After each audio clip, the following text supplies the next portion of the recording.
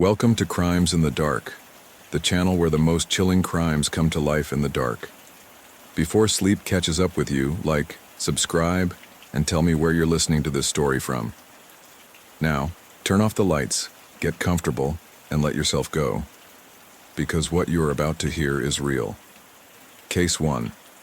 In the early hours of September 18th, the small town of Birchwood was shaken by the disappearance of two young women, Nicole Mitchell and Kara Harris.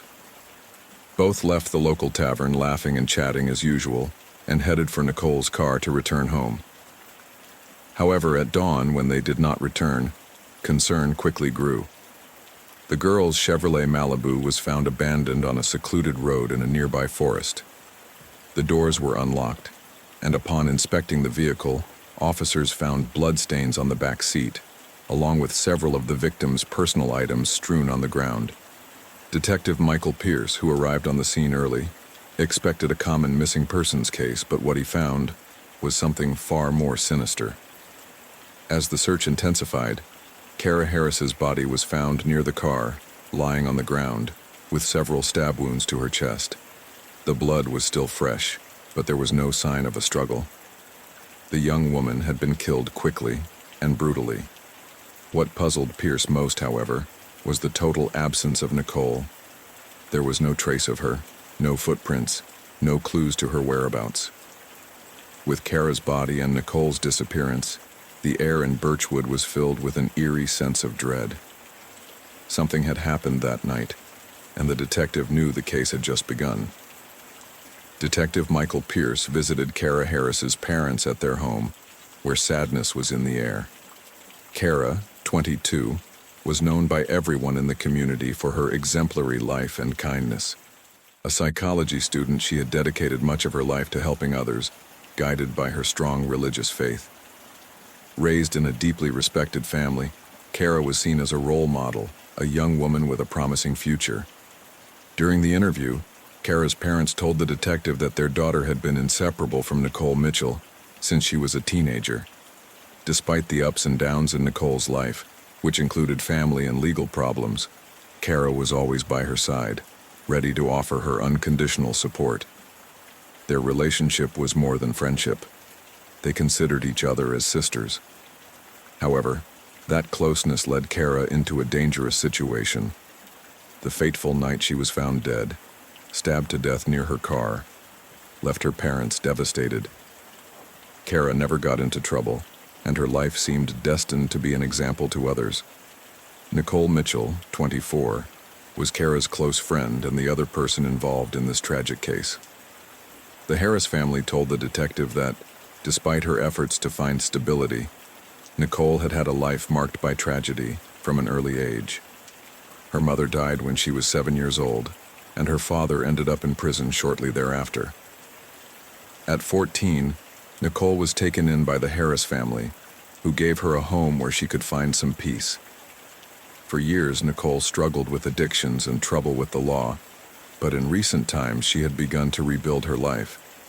She became engaged to Jason O'Toole, a move that seemed to indicate Nicole was finally putting her personal demons behind her. The Harris family shared that Nicole was trying to start over, hoping to start a family and have a calmer life. The night of her disappearance, Nicole had been celebrating her engagement party, an event that marked the beginning of a new stage in her life. However, while Kara was found dead near the car in which they had both arrived, Nicole disappeared without a trace. Confusion and uncertainty about her whereabouts grew, making the case even more disturbing for the community. What really happened that night? When Detective Michael Pierce arrived at Jason O'Toole's house, the scene was already disturbing. The driveway was muddy and dirty, as if Jason had been running or wandering in the woods. He was exhausted, his clothes were soaked, and his face reflected more despair than concern. Jason did not welcome the detective with warm conversation. Instead, his attitude was hostile and defensive. Jason was engaged to Nicole Mitchell, the victim's fiancée, and although there was no criminal record, his behavior from the beginning seemed somewhat out of character. At Nicole's engagement party, where the night ended in tragedy, Jason barely interacted with others and seemed distant. He didn't seem to care much for the company of Nicole's best friend, Kara Harris, who had expressed reservations about Jason several times. Kara didn't trust him. She felt Jason wasn't good enough for her friend. That distrust had always been latent, but on the night of the crime it seemed more intense. When the detective asked him to talk about the events of that night, Jason could hardly sit still. He said he had been in the woods all morning looking for Nicole, while the police did nothing. It was clear that his frustration was not only due to the disappearance of his fiancée, but to a deep-seated resentment toward the authorities. Despite the gravity of the situation, Jason did not seem very upset by Kara's death, nor by the details of the murder. He was completely focused on finding Nicole, as if that was all he cared about. Jason's behavior was not helping to allay suspicions.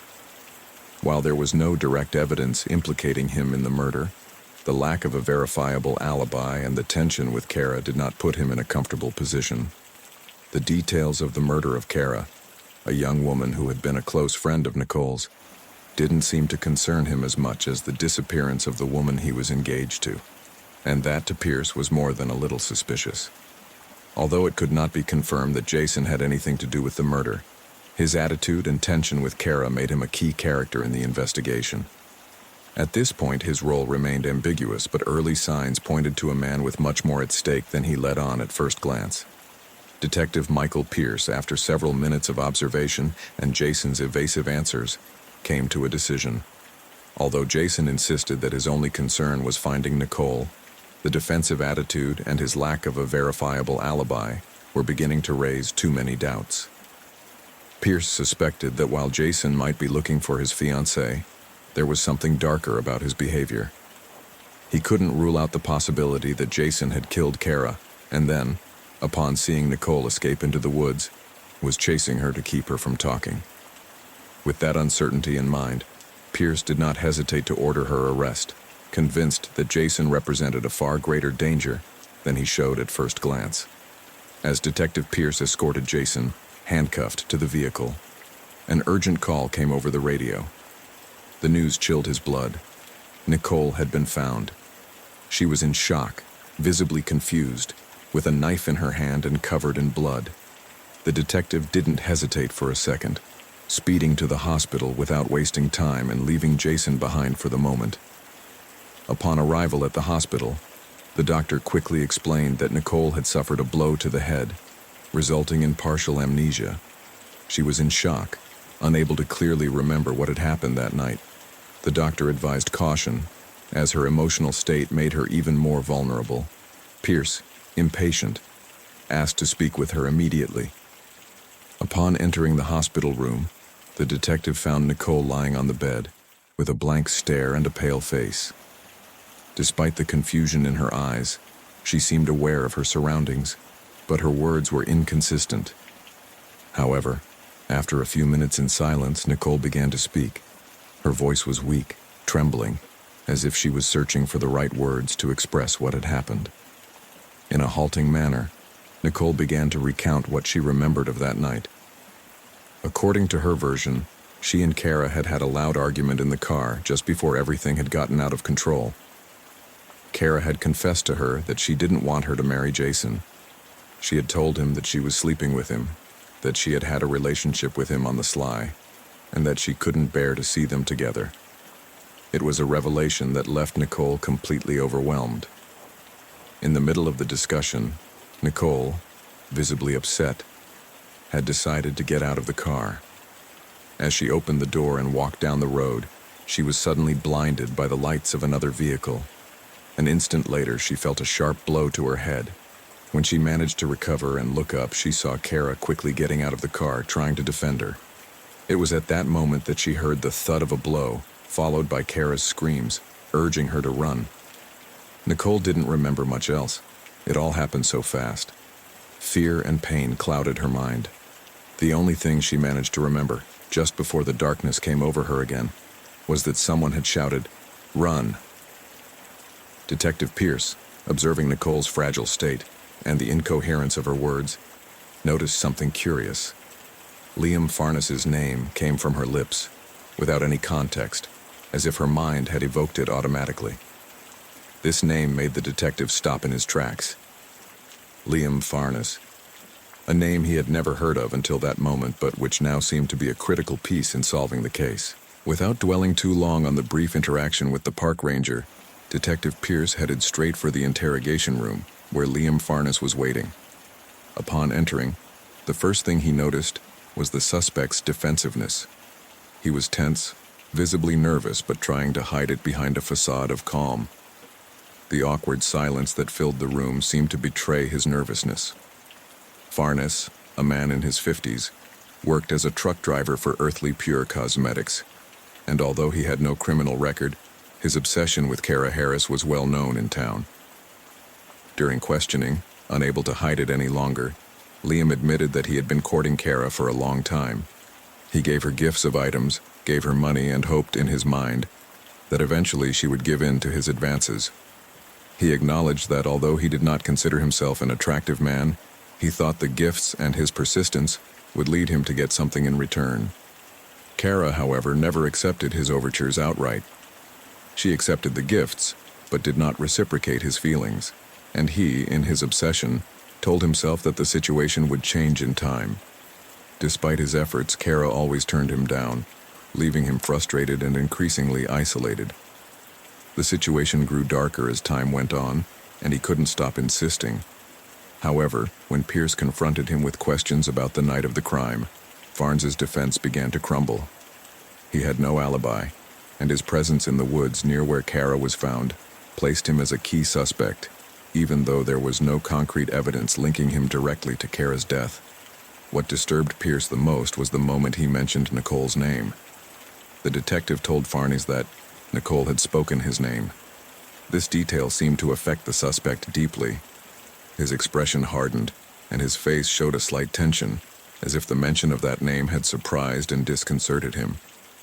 Despite the obvious discomfort, Farnes continued to deny any involvement, insisting that he knew nothing of what had happened that night, and that he was only looking for Nicole, with no connection to the crime. Throughout the interrogation, Farnes avoided the more direct questions, especially about his relationship with Kara and the events that occurred the night of her disappearance. Whenever the detective tried to press him, he would deflect the conversation or respond with evasive answers, intensifying suspicions that he was hiding something. The pattern in his responses and the lack of a reliable alibi kept Farnes under the microscope. His troubled relationship with Kara, along with his evasive attitude and the fact that he was close to the crime scene, made him look guilty, even though there was no clear evidence linking him directly to the murder. Pierce knew there was still much to be discovered, but what was clear to him was that Farnes was at the center of the investigation. However, the detective also knew that he would have to continue to look for more concrete evidence before making a definitive move. This interrogation, coupled with the disturbing clue provided by the ranger, made it clear that Liam Farnes was not just a mere witness in Nicole's disappearance and Kara's murder. He was, without a doubt, a key player in the case. The investigation was at an impasse, with no definitive evidence that could connect anyone to the crime. Liam had been implicated by Nicole, but she herself had admitted the argument with Kara and was found bloody, with a knife in her hand. Was she trying to implicate Liam to divert attention from herself? On the other hand, Jason, whose secret relationship with Kara could have been discovered, had motive to act if he thought Kara was going to reveal the truth to Nicole. Did he decide to kill Kara to protect their relationship and keep the secret? With so many unanswered questions and queries, only one person had the power to clear everything up: Nicole. Hoping to get the answers he needed, the detective headed to the hospital. Detective Pierce sat by Nicole's bedside, watching as her eyes slowly narrowed. She awoke, visibly confused and pale-faced. Seeing the detective at her side, a flash of distress crossed her gaze. She told him she had a headache, a throbbing sensation that seemed to take over her entire mind. Pierce calmly asked her to try to remember, that any detail could help. He insisted gently, but firmly, knowing that this could be the key to solving everything. Nicole, fighting against pain and exhaustion, closed her eyes, immersed in a trance, as if searching for something deep inside her mind. After a moment of silence, she began to speak slowly, her words choppy. She remembered the argument with Kara, how the young woman had reproached her for her relationship with Jason, and how, in the end, she had gotten out of the car in the middle of the road, just before receiving the blow to the head. The attentive detective asked her if she remembered anything else, anything that might be helpful in understanding what had really happened. Nicole was silent for a few seconds, as if a flash of something familiar floated into her mind. Finally, her eyes widened slightly, looking at the detective with a mixture of bewilderment and fear. "A smell of cinnamon," he said, almost in a whisper. The detective tensed slightly, recognizing that detail, though small, could be crucial. Detective Pierce, upon hearing the mention of the cinnamon smell, felt the pieces of the puzzle begin to fit together. He wasted no time, calling the police station to alert them to the culprit and requesting that he be arrested. Arriving at the police station, Pierce found Kyle, the ranger, waiting in a room. Pierce approached him and bluntly told him that his disdain for Liam Farnes had given him away. Kyle, like Farnes, shared a dangerous obsession, only instead of Kara, it had been Nicole who had caught his attention. The detective also mentioned the smell of cinnamon. It was an unmistakable connection. The ranger began to speak, disparaging Kara with contempt. He called her a slut, pointing out that she was sleeping with Nicole's fiancé while at the same time accepting Liam's gifts. Although he was kind to Nicole, she only had eyes for Jason, her cheating fiancé. Kyle revealed that the news of Nicole's marriage had completely destroyed him. In a fit of jealousy and frustration, he had decided to try something with Nicole before she got married, seeking to satisfy his own desires. The detective, upon hearing that revelation, stared at him. The information was disturbing, but it fit with what he had already suspected. What disturbed him most, however, was the end of what Kyle had said. Pierce calmly asked him how it had all happened, knowing that answer might be the key that tied up all the loose ends of the case. Kyle began to coolly relate how he had been watching the girls all night. He had watched Nicole and Kara leave the bar, and knew that, with Jason staying inside, Nicole would go home alone. He had tried several times to approach Nicole, being nice to her, but always found a wall. She only had eyes for her fiancé, Jason, whom Kyle deeply despised. The news that he was marrying Nicole had left him devastated, and at that moment his frustration turned to anger. The night of the crime, seeing the girl's car stopped in the middle of the road, he understood that the opportunity to do something was in front of him. He could not let it pass. He approached them with the clear intention of forcing himself on Nicole. In his mind, this would be his last chance to have her. He remembered the times when he had been kind to her, thinking that somehow he deserved something in return. When she saw the girls arguing, the tension increased. Nicole got out of the car, apparently upset by the conversation with Kara. Kyle sensed that the moment had arrived. He advanced toward her and saw her back turned, not realizing that Kara was watching her from the car. He approached Nicole with police baton in hand, and with an impulse, hit her hard on the head, leaving her reeling. The young woman fell to the ground, but before she could do more, Kara quickly got out of the car, screaming to try to defend her friend. Kara's reaction only provoked Kyle to act more violently. With a glint in his eye, he pulled his knife from his belt and attacked Kara, who was trying to pull him away from Nicole.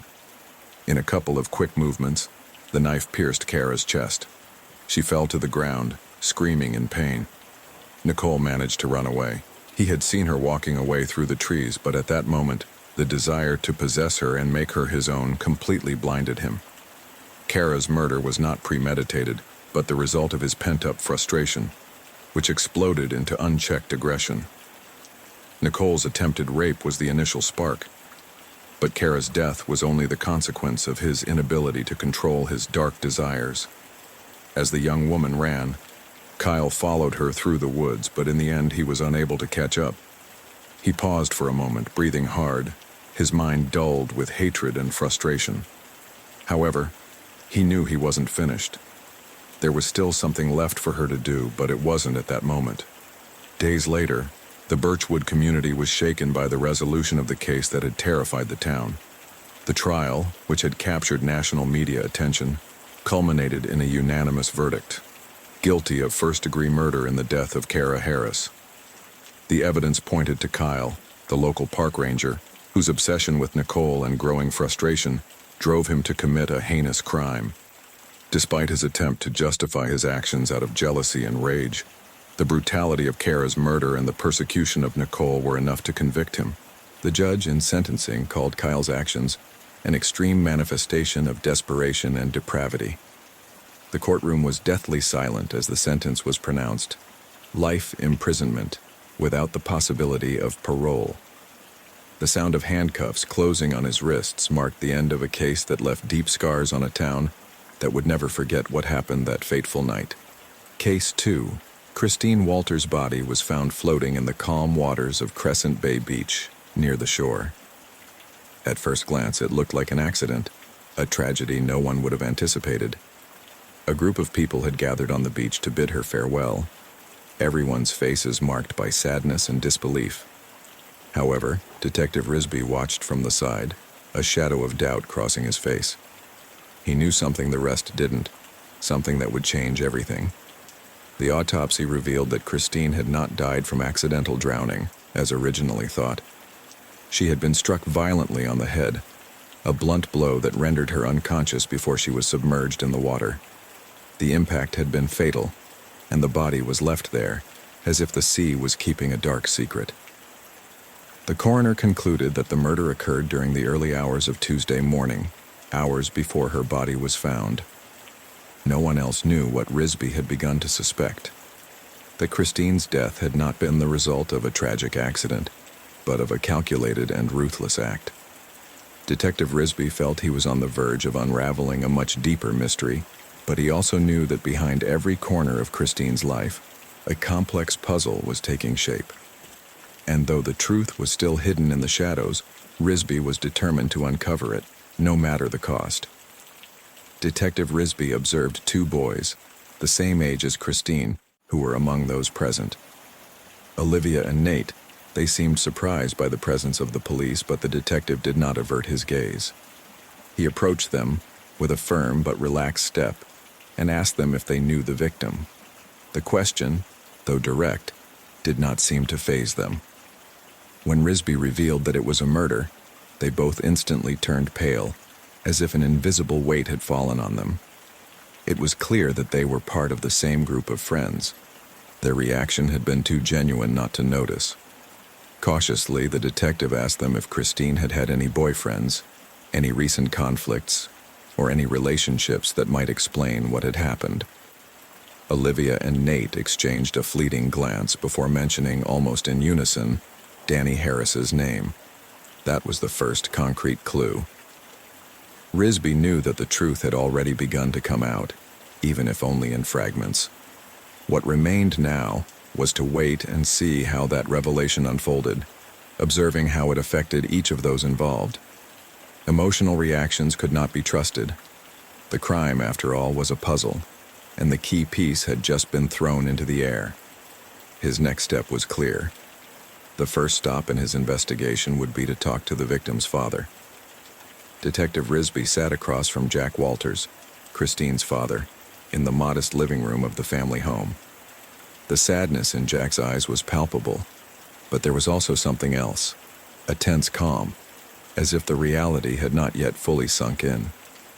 The conversation began with empty, almost formal words, as Risby tried to understand the context of Christine's life. But soon the pain became more tangible, and the information began to flow. 18-year-old Christine had been a vibrant young woman, loving the waves and life at the beach. However, life had not always been easy for her. At the age of 13, her mother had died in a tragic car accident, a devastating blow that changed the course of the family. Christine, being the eldest of 3 siblings, took on many family responsibilities from then on. Mikey and Elisa, her siblings, were still young when their mother passed away, so Christine had to be the mother figure they all needed. In her early life, Christine had been in some trouble with the law, specifically with an arrest for marijuana possession. However, her life seemed to have taken a different turn in recent months. According to her father, Christine had moved away from the bad influences around her. She had started hanging out with a new group of friends, all surfers with whom she was spending more time. She had even put aside parties and substances, something her father looked favorably on. The relationship with Danny Harris, the young man she had been in love with, was somewhat more complicated. Jack didn't know many details, but he could tell that in the last few days, his daughter had begun to distance herself from him. There was something in her behavior, in her words, that made him think that the relationship with Danny was not as healthy as before. Christine hadn't wanted to give details, but Jack had noticed the anxiety on her face every time she mentioned Danny. With that information, Risby understood that the young victim was caught between her love for a boy who was apparently dragging her back to a life she had tried to leave behind, and the responsibility of caring for her family. The detective nodded slowly, letting the information settle in his mind. The relationship with Danny Harris, the fact that he was trying to get away from him, and the shadow of bad influences might have been key to understanding the motive behind the murder. There was no time to waste. The case now had a clearer direction. The next step was to talk to Danny Harris. Detective Risby met with 21-year-old Danny Harris, Christine Walter's ex-boyfriend. Danny was the son of Greg Harris, an influential man in the construction business, known for his domineering nature. At first, Danny seemed calm and confident. When Risby asked him directly about the night of the murder, Danny denied knowing anything relevant. He accepted that he had been with Christine at a beach party with her group of friends, but insisted that she left before the party was over. He said that Christine was distancing herself from their group, but he didn't seem affected by it. During the conversation, Danny mentioned that Christine had been spending time with Max, a friend from the group, hinting that she had also had relationships with him. In addition, he mentioned Ricky, an older surfer who he said was someone Christine talked to a lot in recent days. What surprised the detective was that when he met with Olivia and Nate, two of Christine's close friends, they never mentioned the beach party. However, when Risby asked them directly if they were there, they both confirmed that they were. The contradiction was puzzling. Why was Danny, the ex-boyfriend, the only one who talked about the party in such detail, while the others remained silent or denied it? The case was beginning to take a more complicated shape. Risby recalled the words of Olivia and Nate, who had mentioned at their first meeting that Christine had been estranged from her group of friends, but had said nothing about relationships with Max or Ricky. As the pieces of the puzzle began to fit together, the detective understood that Christine had been caught between two worlds, her group of friends and a circle of people she didn't quite know. And in that ambiguous space, something had gone wrong. Danny's answers felt incomplete. There were too many loose details, too many contradictions. Risby could no longer trust what he was hearing. Something didn't add up, and Danny's handling of the conversation only added to the distrust. The detective felt he was close to discovering something crucial, but every time he seemed to have a clue, another layer of lies or evasions got in the way. The situation was unclear. Risby knew he was dealing with something deeper, but he had yet to find the connection that tied everything that seemed dissonant together. The case was taking more and more twists and turns, and the detective couldn't afford to miss a single detail. Detective Risby paced the area with slow steps, his eyes fixed on the group gathered a short distance away. Olivia, Nate, and one other boy, whom he soon identified as Max. He decided to approach and take advantage of the moment to ask direct questions, bluntly, without giving them time to think too much about their answers. Something didn't add up in their story, and he needed to know why they hadn't mentioned the party, especially after everything that had come to light about Christine. Nate, the first to speak, tried to downplay what had happened, claiming that it had not been a formal party, but rather an impromptu gathering at Danny's father's construction site. They had trespassed, had some beer, but in his version, it all seemed harmless.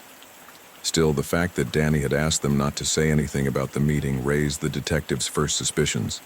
There was something about that not talking that didn't seem so innocent. The detective focused on Max and, without hesitation, asked him if it was true what Danny had said, that Max had also had a relationship with Christine. Max tensed visibly, and after a few seconds of silence, he nodded his head, albeit evasively. He claimed that what was between him and Christine was not serious, that she was going through a difficult time and saw in him only an outlet, someone with whom to escape family tensions. However, the way Max avoided looking directly at him and his hesitant tone did not go unnoticed by the detective, who noticed that something did not fit in his story. Max's confession hinted that his relationship with Christine might be more complicated than he was willing to admit. Finally, the detective asked about Ricky, the surfer who had been talked about so much. Olivia, at the mention of him, barely described him.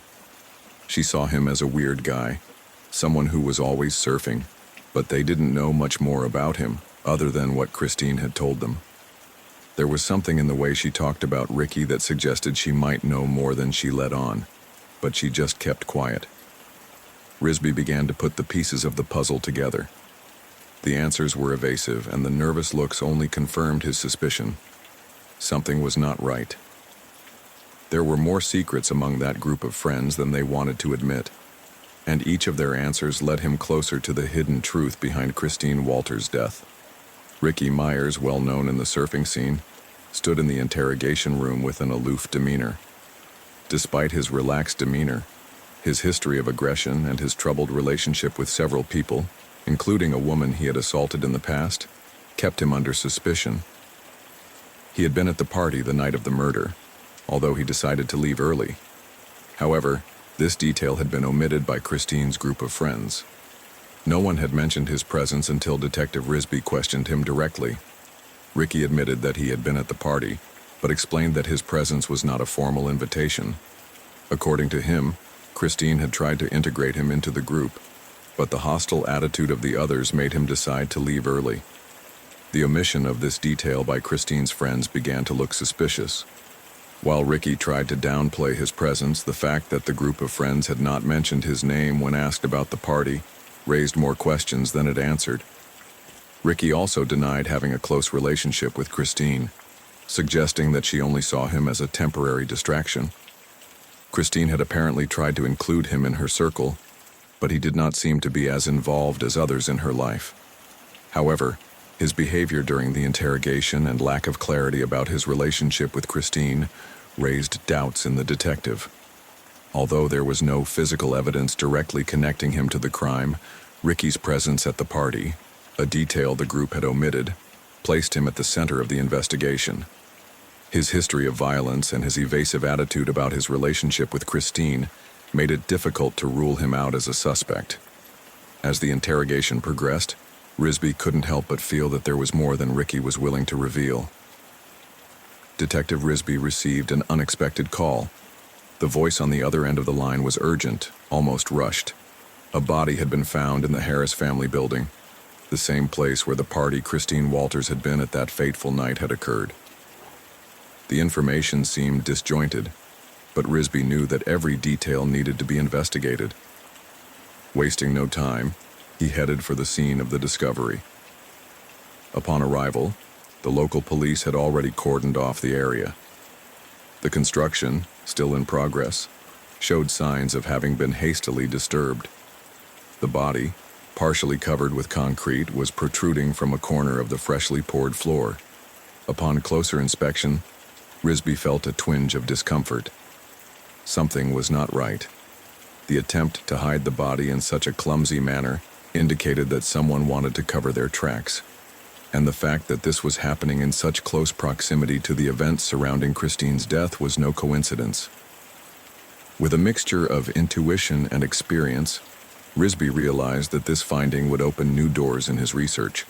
The missing piece could be right in front of him, waiting to be discovered.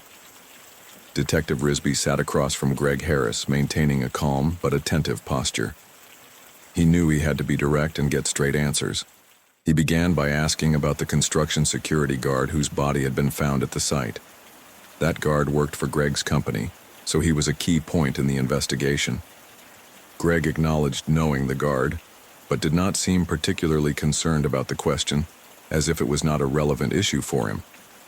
Risby wasted no time and continued with the subject of the party at the construction site, where, according to the information available, Greg's son Danny had had some involvement with the event. Greg at first denied knowing details about what happened that night, although he made it clear that there was something related to the party affair that he could not ignore. The detective then broached the subject of the relationship between Greg and Christine, the dead woman. Although Greg tried to play it down, he finally admitted that he did know Christine and that they had a secret relationship. His tone changed at the point of confession, showing a hint of discomfort. Risby then inquired whether Danny, his son, knew about the relationship. At first, Greg tried to avoid the question, but in the end he agreed that Danny had discovered their affair and had asked him to end it. Greg's response confirmed the family tension, but did not completely solve the case. The confession, although not direct about the murder, was beginning to shed light on the possible motives behind the crime. The situation remained uncertain, but the detective knew that this statement was an important step in the investigation. Olivia went to the police to confess what had happened that night at the party. During her statement, she explained that she and the rest of the youths were at the construction site when Greg Harris, Danny's father, arrived angrily, looking for Christine. Olivia detailed that Greg was furious, and his behavior became increasingly aggressive. The security guard, who worked for Greg's company, tried to intervene to calm the situation but was unable to prevent the confrontation. In the course of the argument, Greg accidentally hit the guard, causing him to fall to the ground and die from the impact. The situation became even more chaotic. According to Olivia, Greg, realizing what had happened, decided to disappear with Christine's body. He warned those present not to say anything to the police, maintaining absolute silence about what had happened that night. Olivia's confession shed new light on the events, pointing directly to Greg's responsibility for the guard's death and Christine's disappearance. Danny arrived shortly after Olivia and quickly began to tell his version of events. According to his account, the security guard had accidentally fallen as a result of the boy's intimidation. Danny explained that at first, the youth group had considered calling the police, but Olivia, seemingly more determined, insisted that they should not. She proposed that they dispose of the body somehow, something Christine did not want to do. But outside, in the midst of the tension, Olivia would not take no for an answer. In a fit of desperation, she hit him over the head with a shovel and drowned him in the sea. Then, calmly, she undid all traces. Finally, Max and Nate also came to the police to give their version of events. Both agreed that, according to them, Ricky was the one who killed the security guard. They stated that the guard had tried to kick him out of the place, but Ricky did not want to leave and ended up killing him in a struggle. Later, when Christine tried to call the police to report what had happened, Ricky also killed her. Max and Nate claimed that Ricky had warned them that if they said anything, he would come after them too, which kept them silent all this time. Detective Risby gathered the four young people in the same room, intent on clarifying what had really happened that night. After hearing the versions of Olivia, Danny, Nate, and Max, he finally understood the sequence of events. The party had started off quietly, but things got complicated when Christine arrived with Ricky, who left shortly after, leaving Christine alone. She was upset by his departure. The security guard, seeing the situation, tried to throw the young people out of the place. Not recognizing Danny as the son of the construction owner, his attitude was more authoritarian and brusque. It was at that moment when the guard, apparently, did not know how to control the situation, and according to the versions, it was Danny who hit him. The situation worsened when trying to get rid of the body, Christine refused to collaborate. She had been in trouble with the law before, and wanted to stay away from any conflict like the one that was now being generated. It was then that Olivia took the shovel and hit Christine in the head, but the blow was not enough to kill her. The next step was crucial. The question that remained in the air was who made the final decision to end Christine's life. Who was it that decided to drown her? Asked the detective, looking for a definitive answer. Detective Risby watched the tension rise in the room. All the young people were visibly uncomfortable, but no one said a word until Olivia, feeling cornered, broke the silence. With a defiant expression, she accepted responsibility for what had happened. It was she who hit Christine with the shovel, explaining that she had done it for Danny, with whom she was in love. Olivia justified her action by pointing out that Christine was a despicable person, someone who slept with everyone, even Danny's own father. According to her, Christine deserved it for meddling in her life and ruining what could have been a chance with Danny. However, Olivia didn't just take her share. She also confessed that she was not going to go down alone. She manipulated the others so that no one would talk, making them believe that the only way out of the situation was to hide what had happened. She convinced the other young men that they had to get rid of Christine's body, and in the confusion they all ended up collaborating. Although she was not the one who killed her immediately, it was Olivia who, in the end, made the decision to drown Christine in the water, making sure that there were no witnesses to what had happened. The other young men, Max, Nate, and Ricky, didn't dare intervene or contradict. They knew that in the end, Olivia had manipulated them into doing the unthinkable. At that point, the truth was clear. Although each had a part in the crime, it was Olivia who ultimately took control of the situation and made the fatal decisions. The detective, seeing Olivia's confession, needed no further proof. They had all been accomplices in a tragedy that had begun with a party, a confrontation, and a desire to hide the truth at all costs. The pieces of the case were now clear, and the truth had come out, although not without a series of manipulations and lies that were now exposed. Days after the interrogation, the versions of the young men were contradictory, which generated growing distrust. The case, which had already captured media attention, culminated in a unanimous verdict: guilty of first-degree murder and concealment of corpses for the death of the security guard and Christine. The evidence revealed that, although the guard died in an altercation with Danny, the young men tried to cover it up, hiding the body and manipulating the situation. Christine's death, the result of a brutal blow with a shovel and subsequent drowning, was likewise premeditated by Olivia, who admitted to having acted out of jealousy and revenge. The judge described the acts as extremely violent and selfish. At sentencing, there was no room for leniency. The defendants were sentenced to long prison terms with life imprisonment for those who played the most active role in the crimes. The courtroom doors closed, marking the end of a tragedy that left the community scarred by brutality and betrayal. Case 3. On March 3rd at midnight, Rosemary Harper, an elderly woman, was hit near a culvert on a quiet street. The car that hit her quickly fled, leaving her body lying on the asphalt, surrounded by blood. Minutes earlier, he had rushed out of the Temple of Harmony, where he had had a psychic session. The psychic had warned her of imminent danger, even death. However, Rosemary would not listen. Elated by the vision the psychic had described, she ran out without stopping. She could still hear the sound of her phone ringing as she walked in a hurry, but before she reached her car, the prophecy was fulfilled. A car brutally ran over her, leaving her dead on the spot, with a terrified expression on her face. The scene left a disturbing question in the air. Had it been an accident or murder? Detective Both soon arrived at the scene of the crime. From the moment he saw the body lying on the asphalt surrounded by blood, he had no trouble recognizing that this was not an accident, but a murder. The obvious marks of the hit and run were only a superficial layer of what had really happened. Most disconcerting, however, was the presence of a woman among the onlookers. Showing no fear, she approached the detective. With a calm, serene look, she said quietly, "I knew that would happen to you." The detective, surprised by the cold statement, asked her name. The woman answered without hesitation, "Christina Fryer." The name was not unfamiliar to her.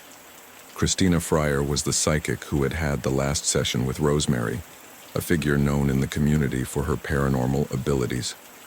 The detective felt a mixture of distrust and curiosity. The woman's calmness in the midst of such tragedy was unsettling, and her statement only added to the mystery surrounding Rosemary's death. This was enough for the detective to decide to take her in for questioning. By dawn, Detective Both had gathered all the information on Rosemary Harper. She was 56 years old and married to a prominent businessman with political connections. She was known for her charity work and her role in the community, but what was going on behind the facade was much more complex. After the death of her husband, Rosemary had gone through a profound transformation. Her life seemed to have fallen apart, and her two children, Travis and Clara, still lived with her, but the void left by the loss of her husband was evident. In recent years, Rosemary had begun attending psychic sessions, seeking answers or solace for the grief that consumed her. However, what seemed to be a search for peace had soon turned into an obsession that would not leave her alone. With that information in mind, the detective decided to go directly to question Christina Fryer, the psychic who had had the last session with Rosemary the night before. He knew that Rosemary's death was no ordinary accident, and the psychic seemed to be the key to unraveling everything that had happened. Detective Both kept his gaze fixed on Christina Fry as she spoke, his face unperturbed, but the details she shared only heightened the suspicion in his mind. There was something in her tone and her words that didn't quite fit. Christina was clearly nervous, though she was trying to disguise it well. His story about Rosemary seemed sincere, but there were too many things unanswered, too many dark spots. She began to talk about how they met. According to Christina, the relationship with Rosemary had begun after her husband's death. Rosemary felt lost, aimless, and sought solace in the psychic. At first, the sessions were sporadic, but over time, the dependency grew. Rosemary was no longer just looking for answers, but seemed to need Christina's validation, a connection that seemed to fill the void left by her husband and her own children.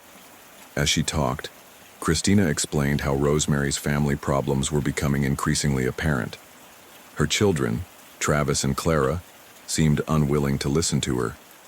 The estrangement of Travis, her oldest son, was one of Rosemary's biggest concerns.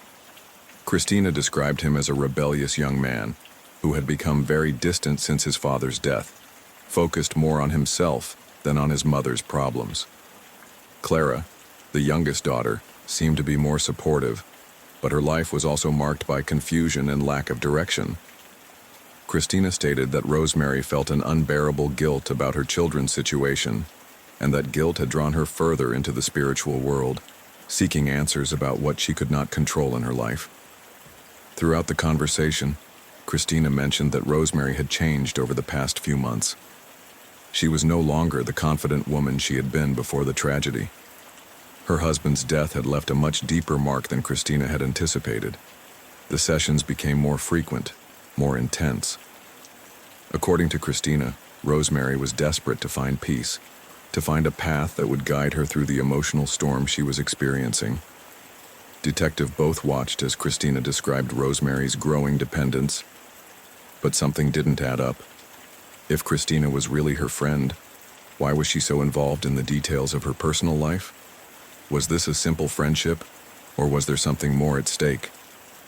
The fact that Christina was included in Rosemary's will, days before her death, was beginning to raise many questions. Could she have influenced Rosemary's decision, taking advantage of her vulnerability? Was Christina more interested in money and power than friendship? The detective had no clear answers yet, but something in his gut told him that the relationship between the two women was not as innocent as Christina wanted to make it seem. There were too many details that didn't add up, and Christina's closeness with Rosemary, especially in her weakest moments, was beginning to look suspicious. As the interrogation progressed, the detective sensed that behind the psychic's calm facade, there was more to her than she was letting on. Clara Harper was visibly affected by her mother's death. She said she was deeply affected by the way her mother died in a sewer. But her sadness was mixed with palpable resentment. Although at first she tried to appear restrained, the deep anger she felt toward her mother soon surfaced. Clara recalled how, after her father's death, Rosemary began to make decisions that not only drove her family apart, but also divided them further. Her mother's irresponsible investments, poor financial decisions, and growing obsession with her psychic sessions with Christina Fry left Clara feeling that her mother had lost her way. The situation worsened when Rosemary decided to live with her boyfriend, a man Clara never agreed with. Worst of all, to make room for him, Rosemary kicked her son Travis out of the house. This act, more than any other, definitively broke the relationship between mother and daughter. Clara felt that her mother had abandoned the family in favor of an unknown man and an uncertain future, while her brother Travis drifted further and further away. The situation in the family escalated when Rosemary disinherited Travis, a decision Clara could neither understand nor forgive. As her mother became obsessed with her projects and with Christina, Clara felt that she was increasingly alone, without the support of the woman who, throughout her life, had always been her mother. Rosemary's death, for Clara, represented not only the loss of a mother, but also the end of a family broken by bad decisions and manipulation. The detective soon realized that Clara was not only saddened by her mother's death, but had lived through years of pent-up resentment. Travis's disinheritance and Rosemary's decisions had left deep scars. Although Clara insisted she was nowhere near the scene, her call to her mother just before the death and her attitude during the interrogation raised more doubts than answers. The hatred for the family situation was evident, and Clara might have seen her mother's death as an opportunity to repair what had been destroyed between them. However, the detective could not ignore the fact that, with the resentment Clara felt so strongly, her relationship with the victim was not only complex, but also became a key point in understanding the possible motive behind her death.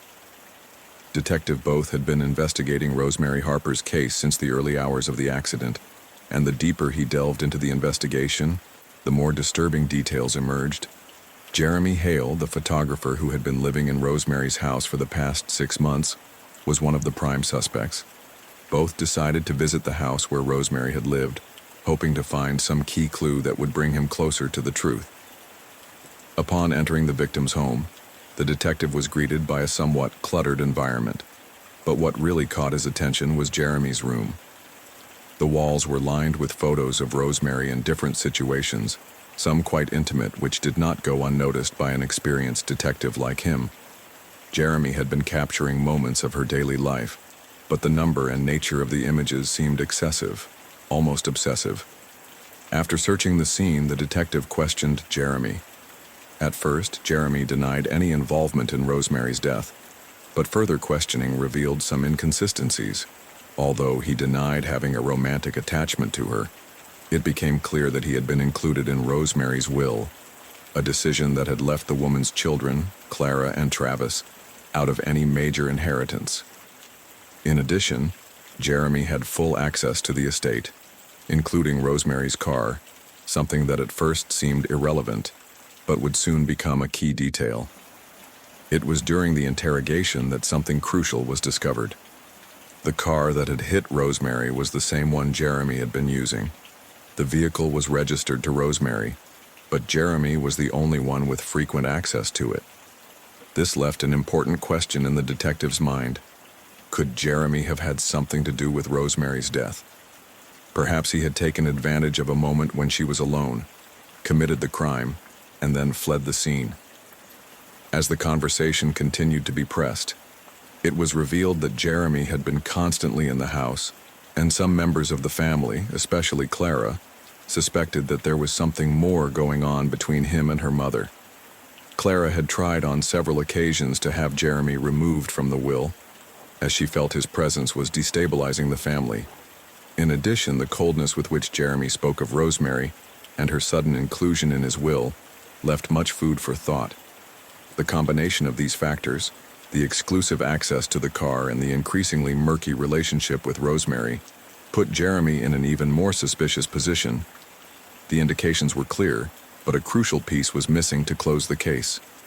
However, the fact that the car was under his control, the same one he used in the escape, left him as the prime suspect in Rosemary's murder. Undoubtedly, Jeremy Hale was a key piece in this puzzle. Detective Patrick Both finally met Travis Harper, Rosemary's son. At 18, Travis was a young man marked by sadness and confusion. Since his father's death, his life had changed drastically. He had been a rebellious teenager, but what really affected him was the sense of having lost his mother in a painful process of emotional separation. Rosemary's growing relationship with Jeremy and Christina's influence in his life made him feel displaced and alone. The tension with his mother increased when she disinherited him, and the constant quarrels with Clara, his sister, did not help to calm the situation. He felt that his mother was no longer there for him, and he had moved away, seeking some independence. It was not resentment that he felt, but rather a deep emptiness, as if he had lost his mother in the same way he had lost his father. When questioned by the detective, Travis denied any involvement in his mother's death. Although his relationship with her was not good, he had no clear motivation to harm her. His demeanor during questioning was evasive, but more out of sadness than guilt. Travis explained that his estrangement from Rosemary did not come from a place of anger, but from a mixture of grief and abandonment. He felt that just as he had lost his father, he had also lost his mother, absorbed by her new life with Jeremy and Christina's influences. The feeling of being left out, of not being the priority, had scarred him deeply. Despite his erratic attitude and estrangement from the family, there was no evidence linking him to the crime. The detective noted the vulnerability in his demeanor. Travis seemed more like a young man wounded by circumstance than a suspect with dark motives. Although his attitude unsettled the detective, there was not enough evidence to consider him guilty. Travis's situation was complex, but he did not fit the profile of someone willing to murder. In front of the board, Detective Patrick Both reviewed the clues with a steady gaze, the pieces of the puzzle laid out before him.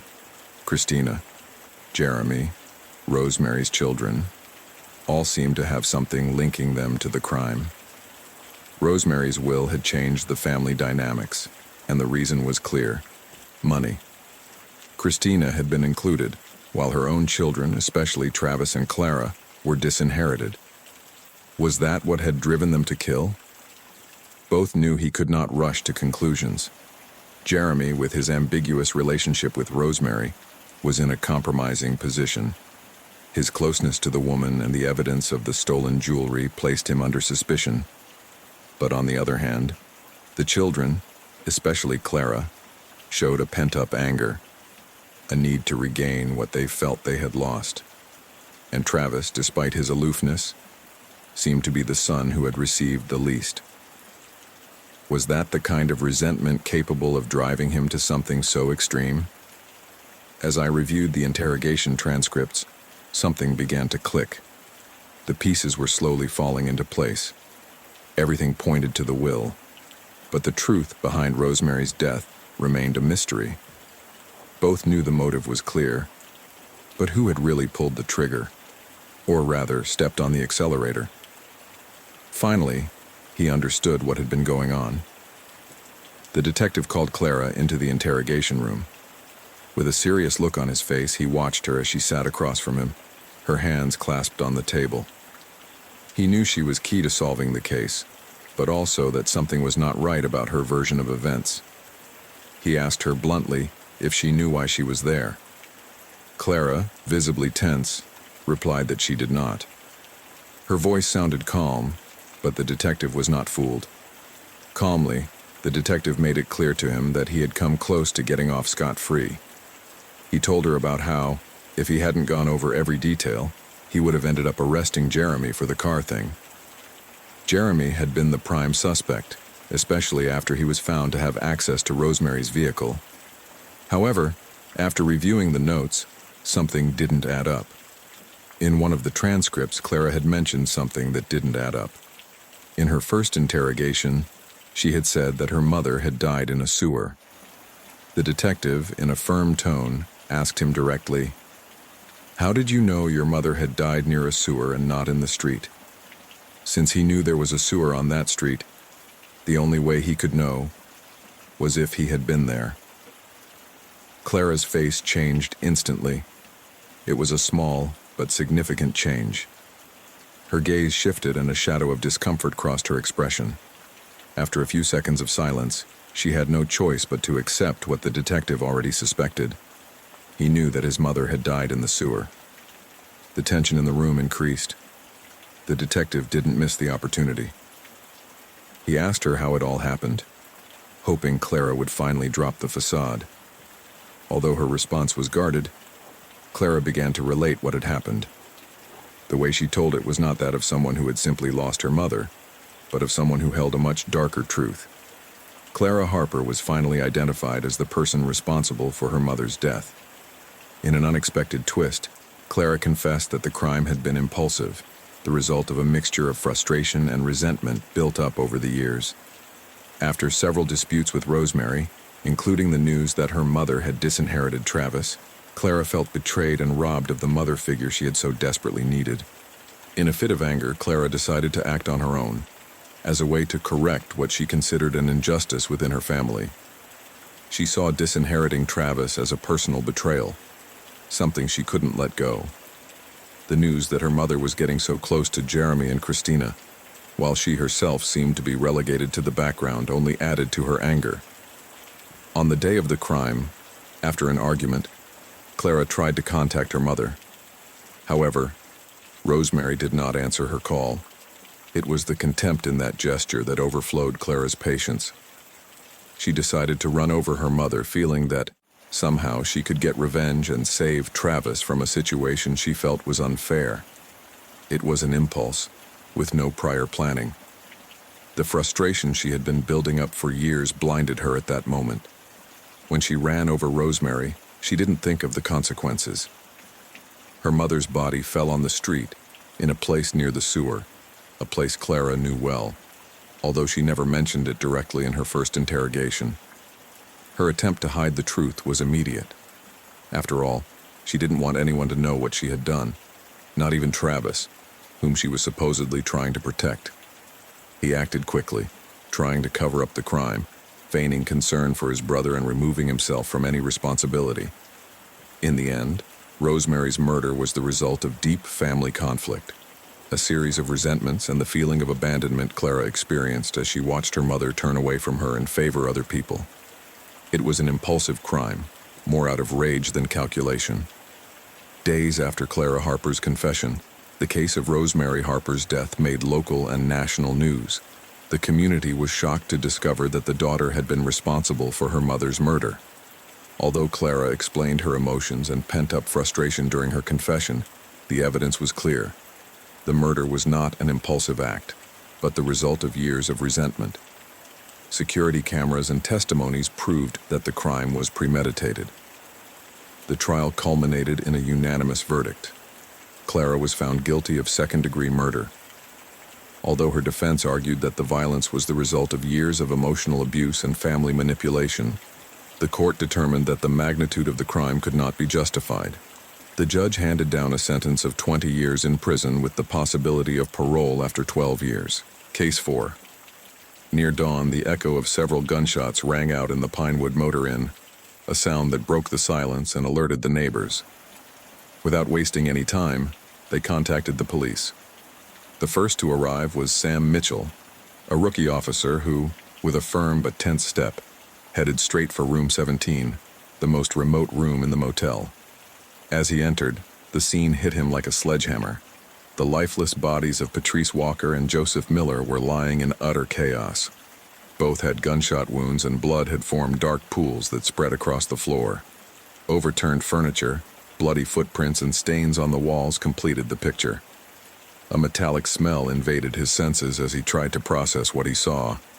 Without saying a word, Sam knew this case would be unlike anything he had faced before. Sam quickly secured the area and called in detectives to begin the investigation. Early indications suggested a brutal and premeditated crime, but there was still no clarity as to what had led to this tragedy. Detective Noah Carter arrived at the Pinewood Motor Inn at dawn. Upon entering room 17, he immediately noticed that young Officer Sam Mitchell was in shock, pale and staring blankly. A local detective was comforting him as he led him away from the scene. Noah silently observed the bloodied chaos in front of him, aware that this case would be more complicated than it appeared. Noah Carter, after receiving the information about Joseph Miller's connection to the narcotics case, raised a key question: whether the young rookie who found the scene, Sam Mitchell, shared any ties to Detective Dale Mitchell, given that they both had the same last name. Dale didn't hesitate to confirm it. "Sam is my son," he said firmly, though his tone revealed some tension. With the information provided by Detectives Dale Mitchell and Steve Reynolds, Noah Carter was already clear on the first line of investigation. As he drove his car away from the Pinewood Motor Inn, his mind began to sort out the facts. Joseph Miller was in the crosshairs because of his impending role as a key witness in a narcotics-related trial. His murder did not appear to be the product of chance, but a calculated act to silence him. Patrice Walker, however, was another matter. Everything seemed to indicate that she was simply collateral damage, someone who had been in the wrong place at the wrong time. But Noah knew that appearances could be deceiving. Noah Carter entered the interrogation room with a firm step, followed by Detective Steve Reynolds, whose silent but commanding presence seemed to fill the space beside him. Across from them stood Rick Dawson, a man whose reputation preceded him like a dark shadow that stretched beyond the walls of that room. Known in the city of Davis as one of the most dangerous drug dealers in the meth business, Dawson radiated an unsettling mix of arrogance and restrained menace. His relaxed posture in the chair, arms folded and a half-smirk on his face, contrasted with the almost palpable tension that permeated the air. Joseph Miller had been his former henchman, someone who knew all too well the ins and outs of his criminal operation. Now, with the trial imminent, Miller was ready to testify against Dawson, which would have dealt a devastating blow to his organization. Miller's death did not appear to be the product of chance. It was a premeditated act to protect Dawson's empire.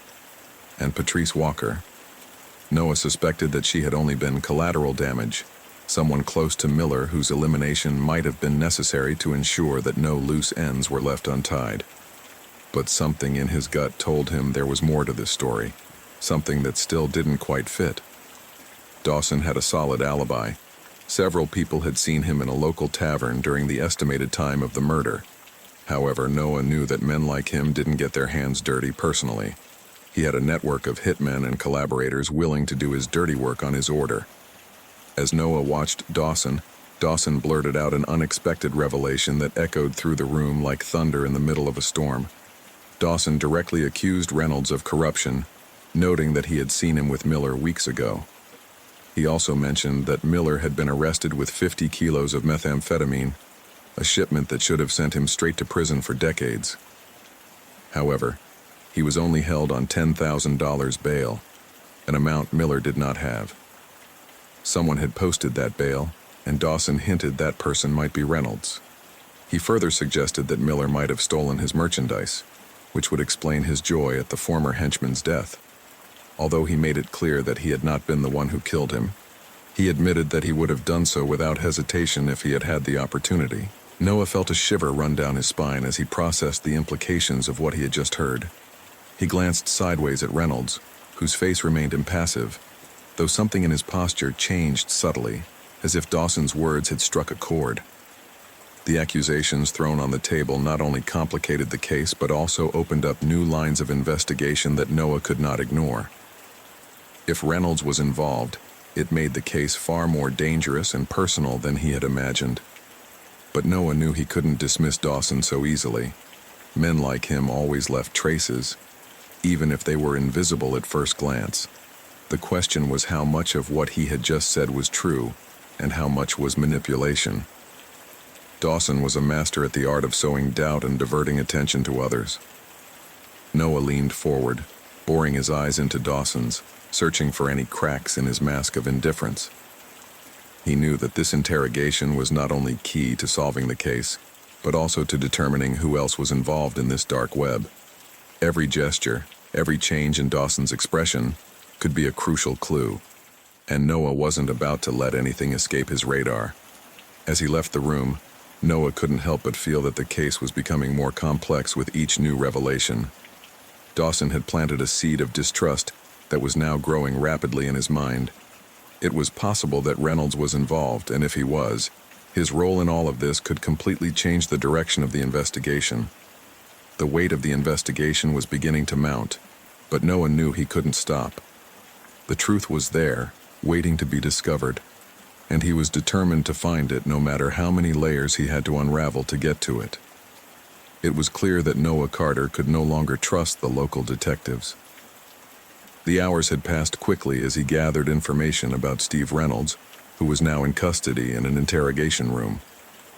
Before entering, Noah was intercepted by Dale Mitchell in the hallway. Dale's face reflected a mixture of frustration and concern as he tried to stop him. "How can you believe a drug dealer?" he said urgently, his voice laden with disbelief. Noah looked at him unflinchingly, his expression firm and determined. "The only way to solve this is to interrogate," he replied calmly, making it clear that he would not be swayed by anyone.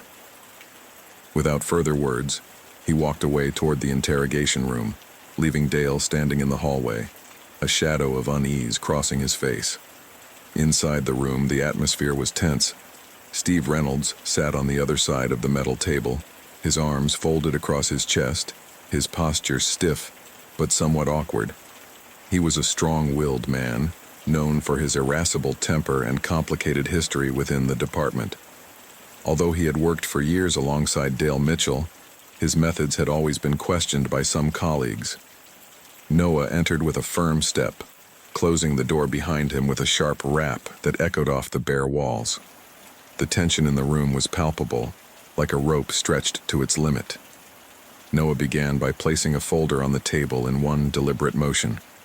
He pulled out a document and slid it toward Reynolds, a bank statement showing a $10,000 transfer to Patrice Walker. He watched Reynolds' eyes roam the paper, his jaw tensing slightly. Then Noah wrote something in a notebook and turned the page so Reynolds could see it. Love or corruption? The question hung in the air, heavy and relentless, like a silent accusation that filled every corner of the room. Reynolds remained silent for a few seconds, but his discomfort was evident. Finally, he broke the silence, though not directly. He began to speak softly, almost as if he were thinking out loud. He said that Patrice was a good girl, someone who didn't deserve to end up like this. He explained that the money transfer was part of an attempt to help her. She was in trouble and they just wanted to give her a way out. He also talked about Joseph Miller, describing him as an ordinary guy who had gotten into bad business but was also not a dangerous criminal. According to Reynolds, Miller didn't deserve that fate, much less Patrice. He insisted that Dawson or one of his hitmen were responsible. They had killed them to silence them before they could talk. Detective Noah Carter emerged from the room where he had left Steve Reynolds, whose answers were still echoing in his mind. Although the detective's words pointed to Dawson as the prime suspect, something still didn't quite add up. Only one other person remained who could clear up the final pieces of the puzzle: Dale Mitchell, Reynolds' veteran detective and partner. Noah entered the interrogation room where Dale was already waiting for him.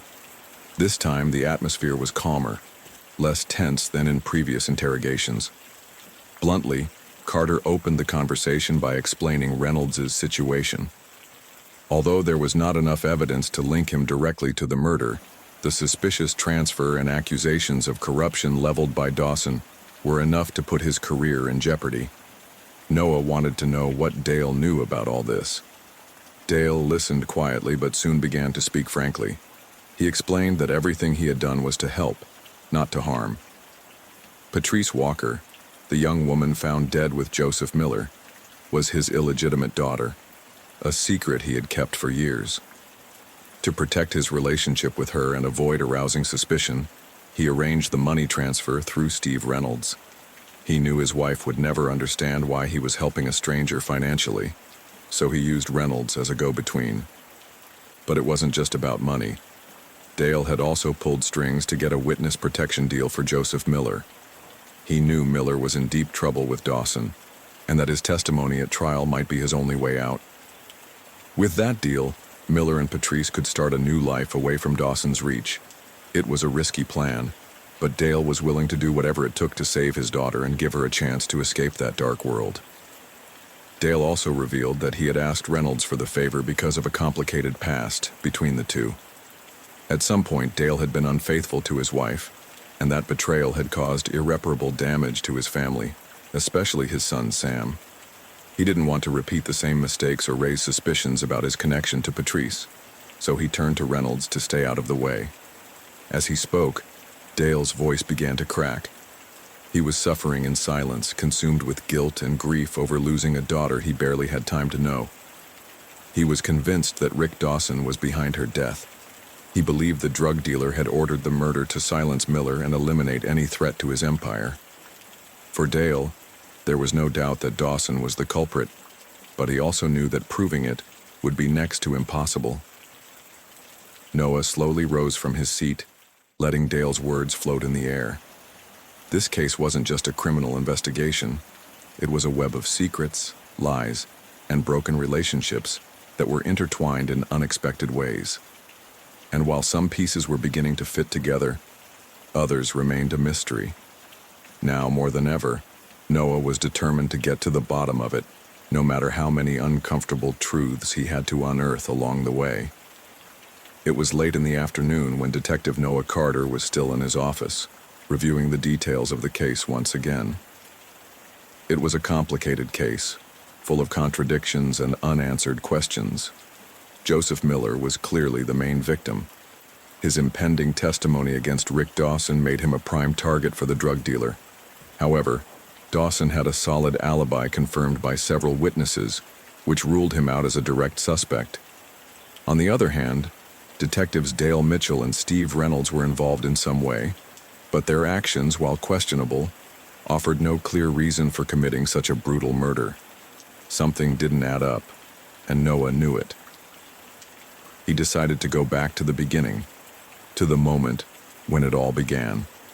The detonations in the early morning, neighbors calling the police in alarm, and there was the detail that now echoed loudly in his mind. The first officer on the scene was Sam Mitchell, Dale's son. In that instant, Detective Carter knew he had missed something. Sam, a rookie, was the one who entered room 17 first, who saw the crime scene before anyone else. That seemingly insignificant fact now glowed like a red flag. If there was one thing Noah had learned in his career, it was that the most obvious details were often the ones that hid the deepest truths. It was barely dawn when Sam Mitchell was already seated in the interrogation room, his face pale and his hands clenched on the table, as if trying to contain the whirlwind of emotions that consumed him. Before entering, Dale Mitchell intercepted Detective Noah Carter in the hallway. His posture was rigid, his jaw tense, and his tone of voice wavered between concern and indignation as he demanded an explanation.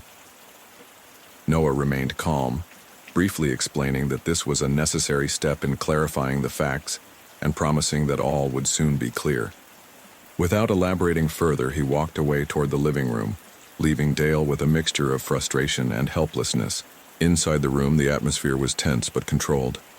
Noah began the interrogation with seemingly simple questions, seeking to assess Sam's emotional state. He asked him how he was getting along with his father, a question that seemed innocuous but contained a much greater charge. Sam responded evasively, shrugging her shoulders and saying that their relationship was normal. However, his stilted tone and the small pauses between his words revealed an awkwardness that he couldn't quite disguise. Noah changed tactics, knowing he needed to press without crossing the line. He explained that he had reviewed the schedule for that night and pointed out that Sam was not due on patrol. So how had he gotten to the motel so quickly?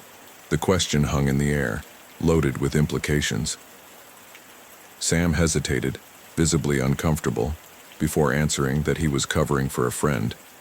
It was a rehearsed-sounding excuse, but Noah didn't interrupt him, allowing the silence to create an invisible pressure. The detective decided to increase the intensity. He knew Dale's infidelities were a sensitive subject, an open wound in Sam's life. He asked how she felt about it, watching every reaction.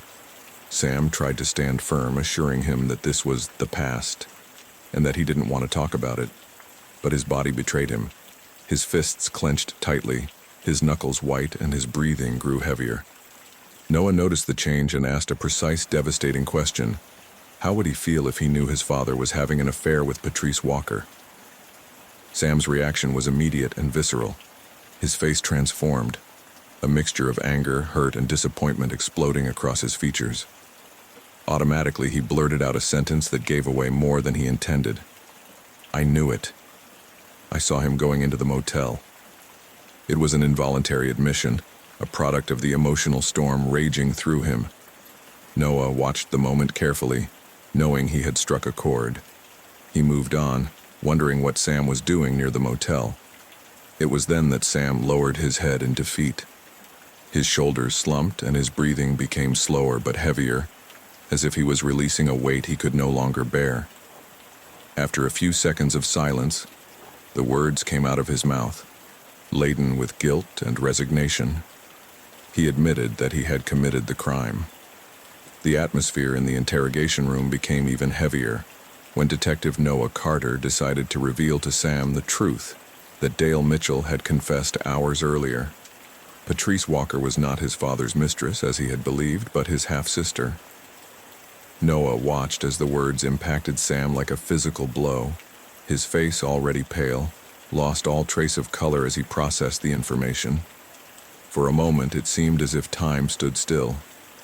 His eyes widened wildly and his breathing quickened, as if he were trying to escape the reality that had just crashed into him. Sam lowered her head, her trembling hands covering her face as tears began to flow uncontrollably. The weeping was in crescendo, a mixture of grief, guilt, and utter devastation. Days later, the Sam Mitchell trial captured the attention of the local and national press. The image of a young officer turned suspect in a brutal double murder shocked everyone. The victims were Joseph Miller, a key witness in a drug trafficking case, and Patrice Walker, who turned out to be Sam's half-sister, a fact he was unaware of until his confession. Despite the tears and regret shown during the trial, the jury did not waver. The evidence was compelling. The shots fired from his service weapon, the footprints at the scene, and his attempt to cover up the crime proved more than an accident. The initial act may have been impulsive, but the subsequent attempt to conceal it made it second-degree murder. The judge acknowledged the emotional weight of the case, noting that years of family conflict had influenced the events. However, he stressed that no personal justification could excuse the lethal violence. What began as an impulsive confrontation ended in an irreversible tragedy, he declared. The gavel came down with a thud, 25 years in prison, with the possibility of parole after 15 years. Sam was escorted from the courthouse as the community was scarred by a history of pain, mistakes, and irreparable consequences. Case 5. On the outskirts of Marquesa, a quiet little town, a farmer discovered a completely burned vehicle in the middle of an open field at dawn. The air still smelled of ashes and fuel, and the residual heat from the fire made it difficult to approach. Inside the car were found the remains of a body almost unrecognizable due to the intensity of the fire. Despite the condition of the body, initial investigations identified the victim as Rich Johnson. The few clues recovered, a melted watch, fragments of singed clothing, confirmed his identity, but little else was known about what had happened. The location of the find was unusual, a field off the main roads where there was no apparent reason for anyone to be at that hour.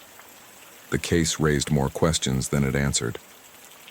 How did Rich Johnson end up in that place? Was the fire accidental or intentional? And if someone wanted to eliminate him, why do it in such a brutal and public way? The investigation was just beginning, but it was already clear that this crime would not be easy to solve. The detective in charge of the case was Salvatore Sal Russo, a veteran investigator known for his meticulousness and ability to crack the most complex cases. With years of experience in violent crimes, Salvatore had a reputation that commanded respect, but also a certain distance.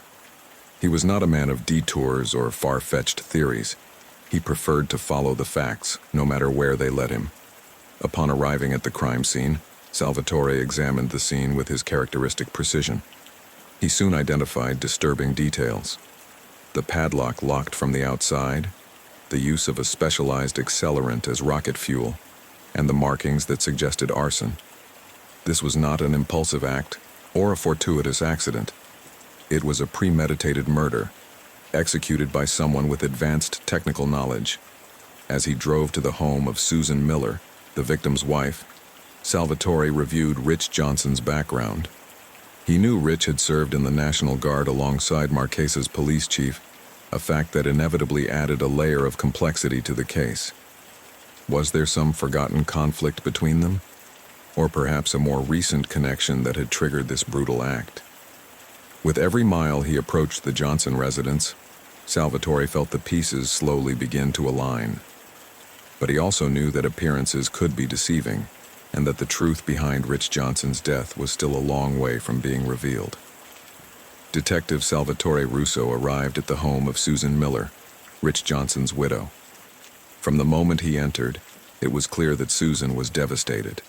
Her eyes were swollen from crying, and her voice trembled as she tried to answer the detective's questions. Although she claimed Rich had no known enemies, she admitted that he had been more distant in recent months, as if something was troubling him deeply. Salvatore decided to show him an old photograph of Rich's group of friends, hoping it might provide some clue about possible conflicts or recent connections. The picture showed Rich with 3 men: Trey Carter, the current police chief of Marquesa; Ben Roberts, a real estate agent and also ex-military like Rich; and Dave Evans, who had been involved in land deals but had died 3 years ago in a fire, a case that was considered accidental at the time. Susan confirmed that the 4 men had been close friends for years, especially since their time in the National Guard. But she revealed something crucial. The 4 were connected by a land deal.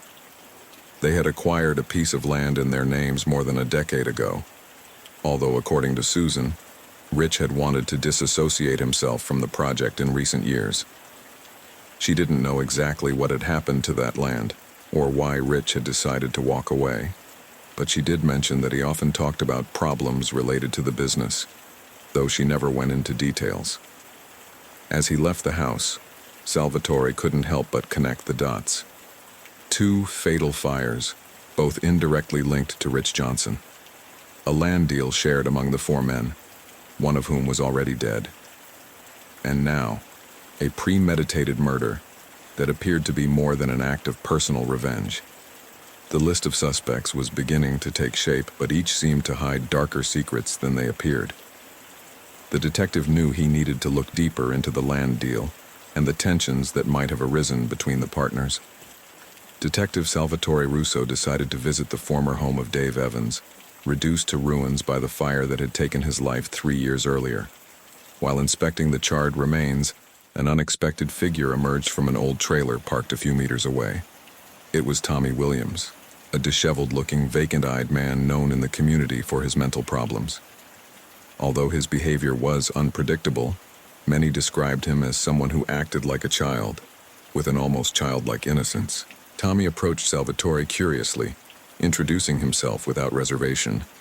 He said that he had been looking after Dave Evans' property since he died, claiming that they were friends and that he missed him very much. His voice had a wistful tone, but also a naivete that made it hard not to trust him. When Salvatore asked him if he knew the other men in the photograph, Rich Johnson, Trey Carter, and Ben Roberts, Tommy shook his head firmly. "They weren't my friends," he said, noting that only Dave had treated him well. Then, with a coy smile, he invited him into the trailer to show him something. The interior of the trailer was crammed with books, stacked in every available corner. Among them, Salvatore noticed titles like The Metamorphosis by Kafka, standing out among the chaos. Tommy talked on and on, explaining that Dave used to share those books with him, and that they both enjoyed discussing strange and complicated stories.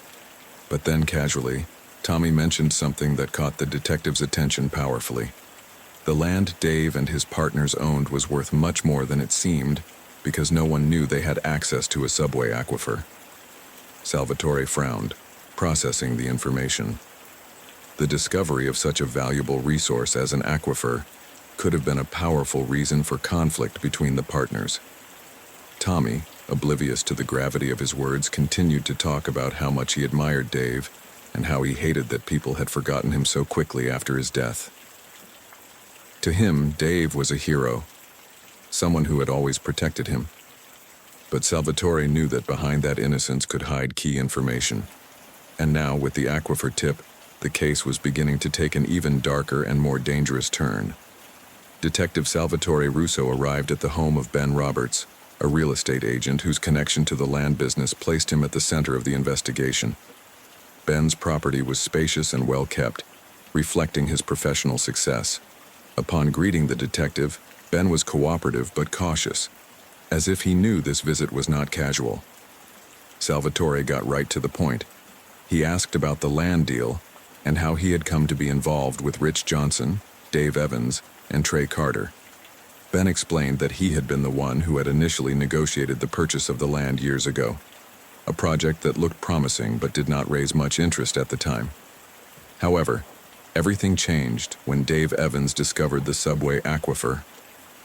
That discovery completely transformed the value of the land, although Dave never revealed exactly how or when he discovered it.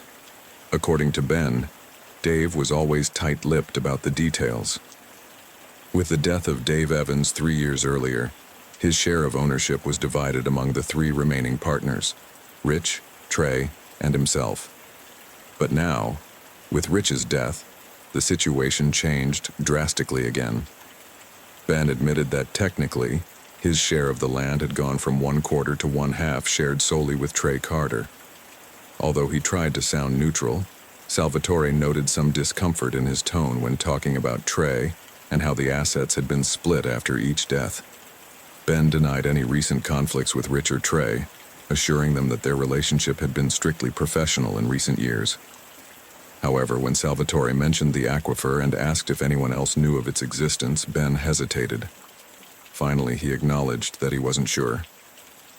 Dave had been very careful to keep it a secret, but he admitted that something so valuable could always arouse dangerous interests.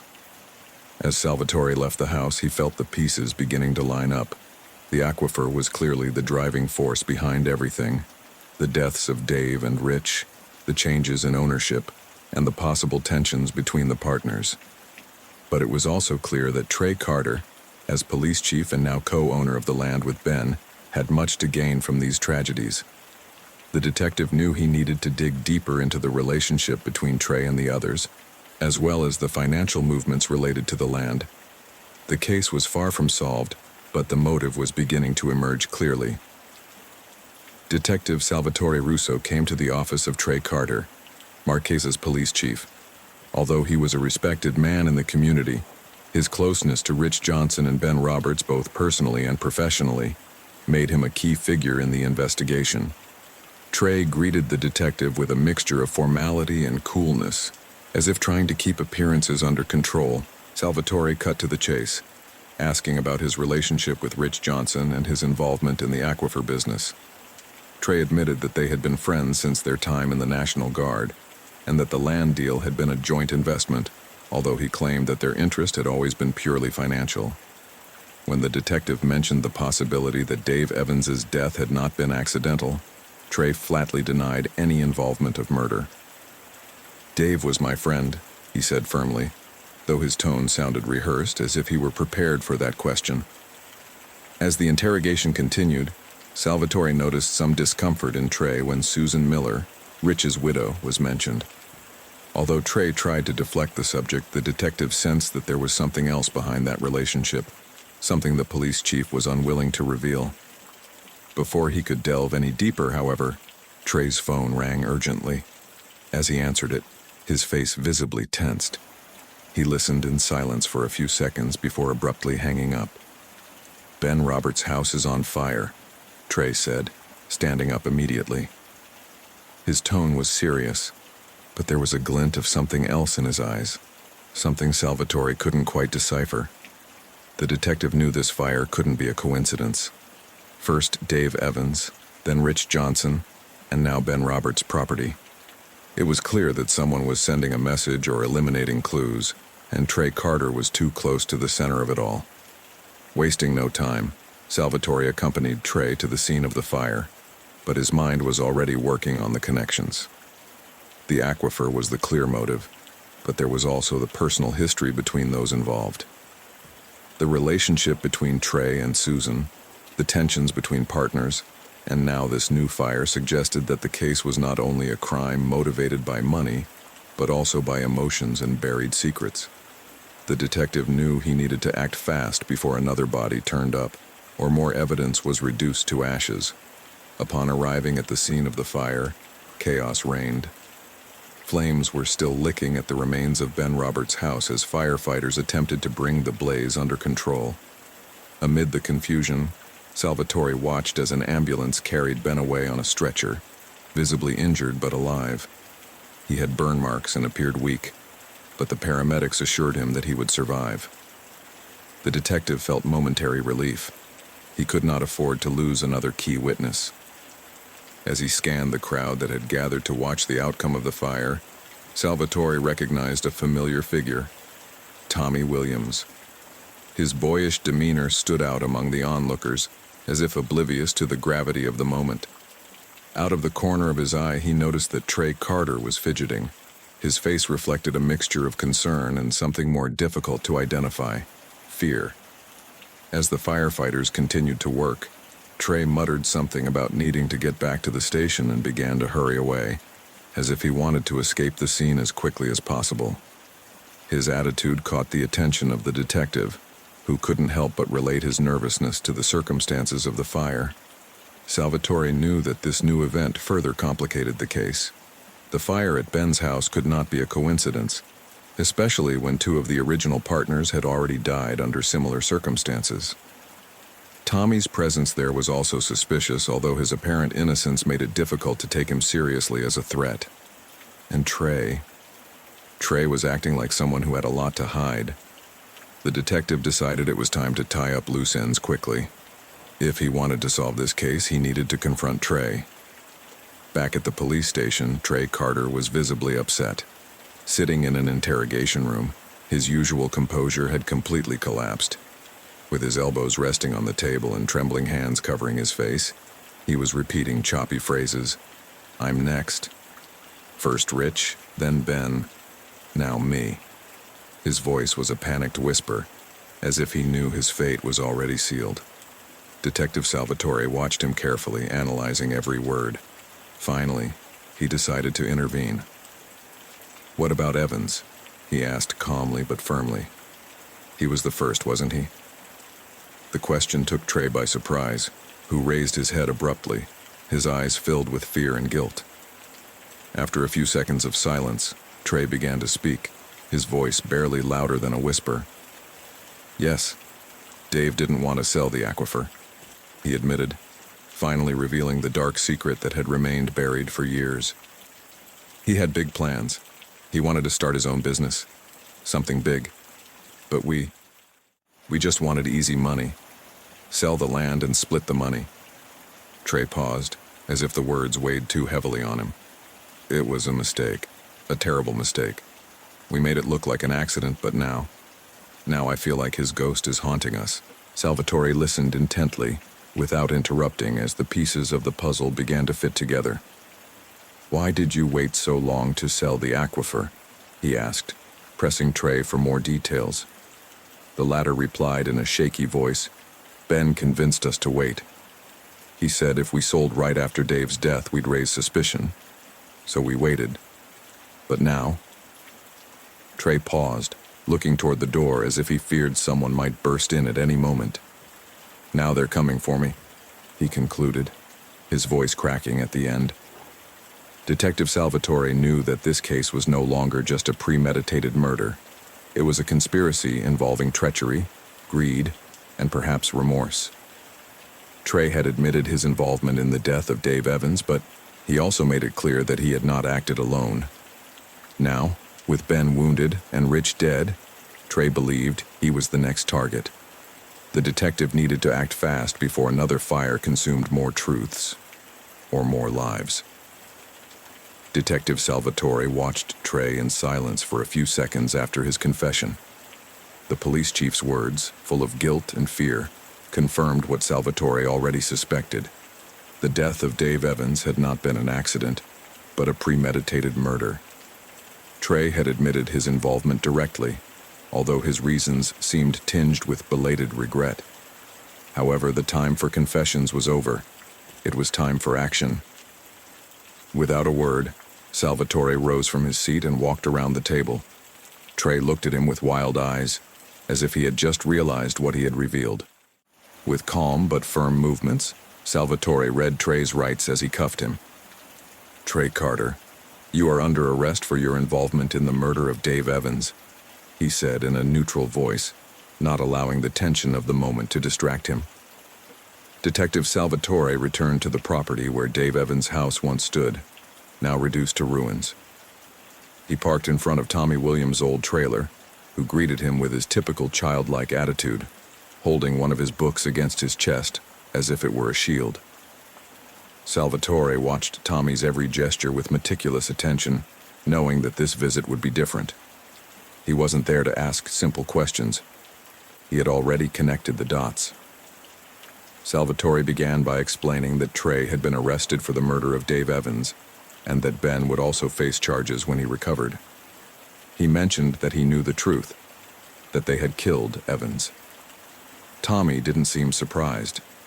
In his soft, sing-songy voice, he confirmed what Salvatore suspected, talking about how Dave wanted to help the city with the aquifer, and how the others were just looking for a quick buck. But something in his tone changed subtly as he spoke, as if an undercurrent began to flow beneath his apparent innocence. It was then that Salvatore decided to confront him directly. He made it clear that he knew the truth. Tommy had no mental problems. He never had. The revelation filled the air with palpable intensity, like a storm about to erupt. Tommy stopped smiling. His body, once relaxed and docile, tensed slightly. For the first time, his gaze was not evasive or naive, but firm and calculating. The mask of mental disability he had worn for years vanished in a matter of seconds, revealing a completely different man beneath that facade. Tommy admitted that he had faked his condition since he was a child as a defense mechanism, a way to go unnoticed in a world that always underestimated the vulnerable. Dave Evans had been his only friend, someone who never treated him as just a dumb kid. But when Dave died, something inside Tommy snapped. He felt he owed his friend justice, that he had to avenge his death and protect his legacy. The aquifer, Dave's dream, became his obsession. With chilling coldness, Tommy revealed that he had planned the whole thing. He had killed Rich Johnson and had tried to kill Trey Carter, eliminating one by one those he held responsible for the betrayal of Dave. The fires, the manipulations, it had all been his doing. His childish attitude was nothing more than a tool to avoid being suspected, a perfect performance that had fooled even those closest to him. The atmosphere in the trailer became dense, almost suffocating. Salvatore felt how Tommy's every word echoed like a macabre echo off the walls of the small space.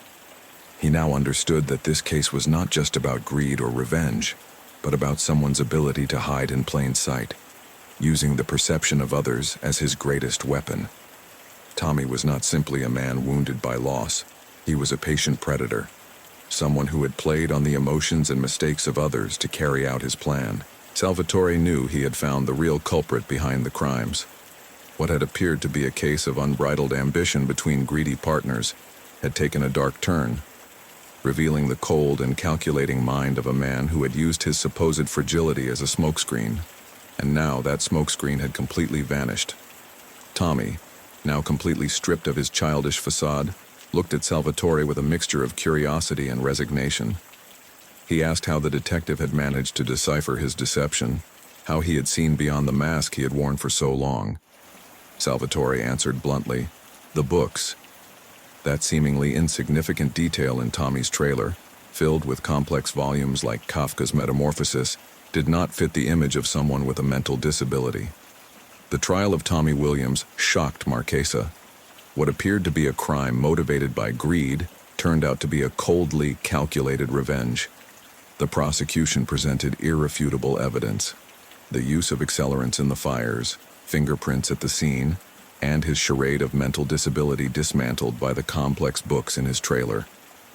The defense argued that Tommy acted out of the trauma of losing Dave Evans, but the testimony of Detective Salvatore showed that his actions were premeditated and methodical. The jury found Tommy guilty of 2 counts of first-degree murder Rich Johnson and 1 count of attempted murder against Ben Roberts. The judge handed down a life sentence without parole, emphasizing the cruelty and premeditation of the crimes. As he was escorted out of the courtroom, Tommy showed no emotion, only casting one last glance at Detective Salvatore, accepting his defeat. The case left an indelible mark on the community, reminding us that even those who seem invisible can hide the darkest secrets. Case 6. The body of Kai Elkins, a 16-year-old teenager, was discovered inside a hollow tree in the forest north of the small town of Black Hollow. His position was disturbing. He lay with his hands folded across his chest, as if he had been deliberately placed there, following some kind of ritual. The scene had an eerie, almost ceremonial air, which contrasted with the implied brutality of his death. Near the body, investigators found a 5-pointed star made of intertwined twigs, carefully placed on the ground.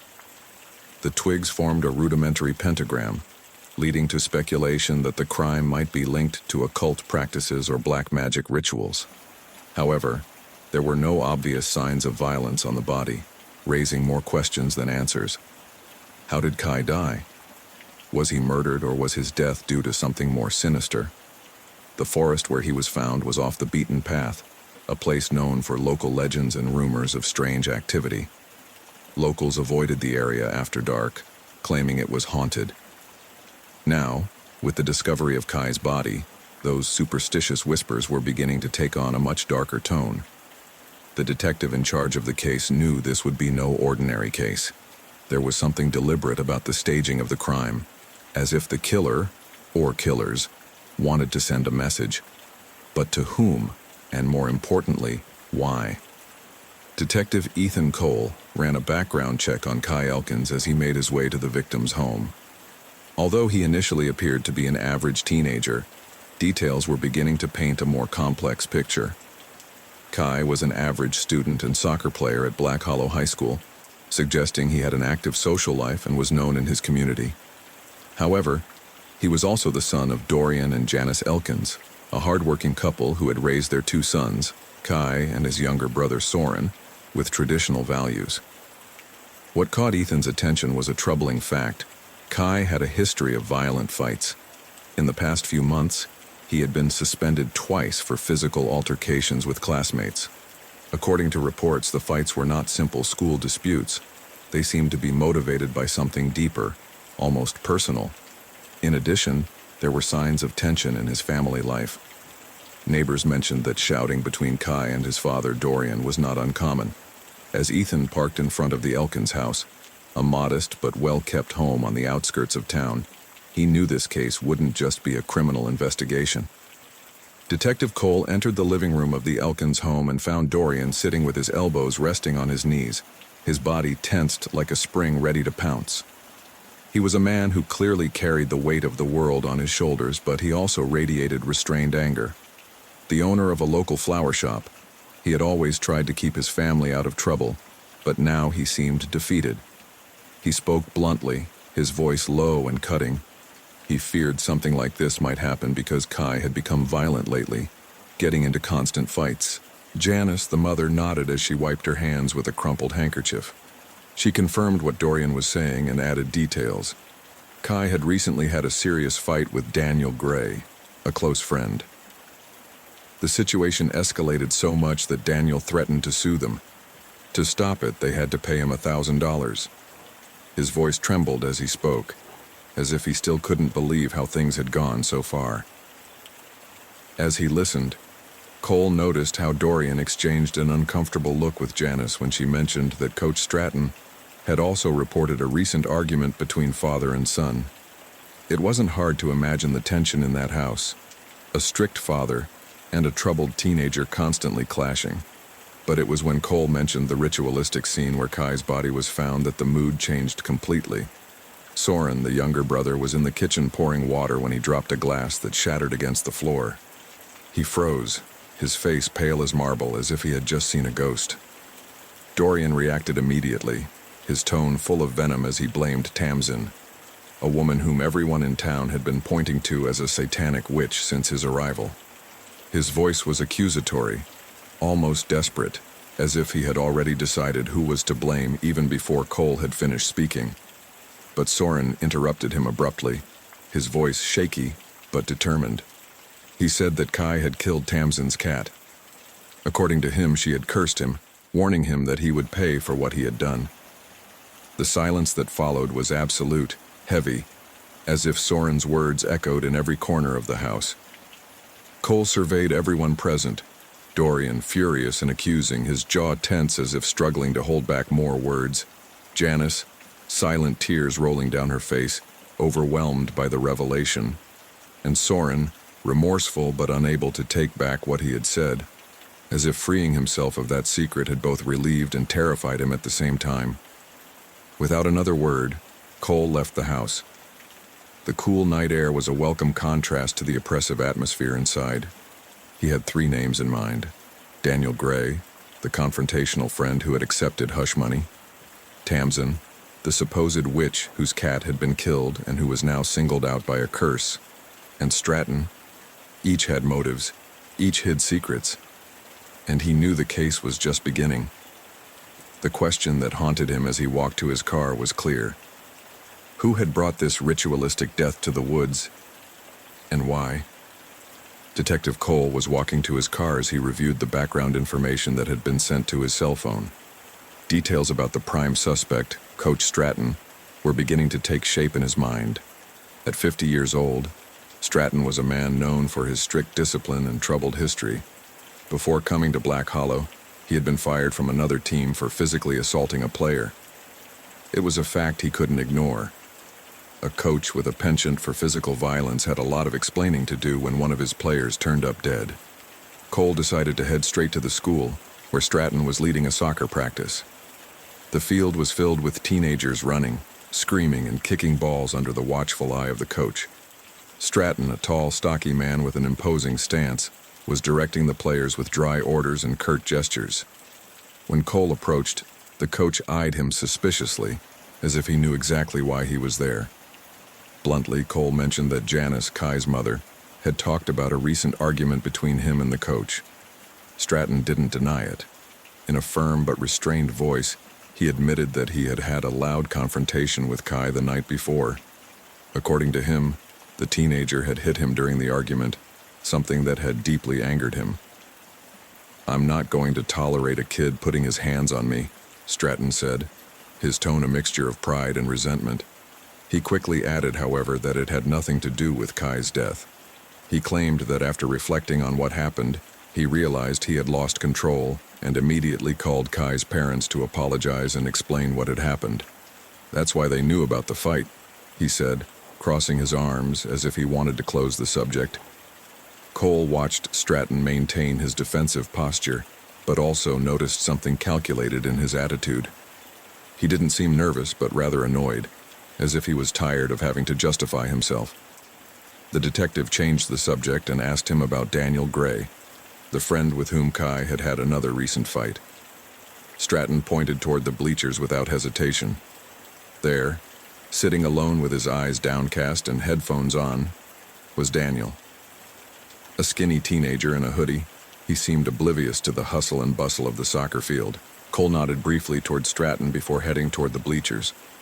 As he walked, he couldn't help but think that the coach hadn't given enough reason to rule him out as a suspect.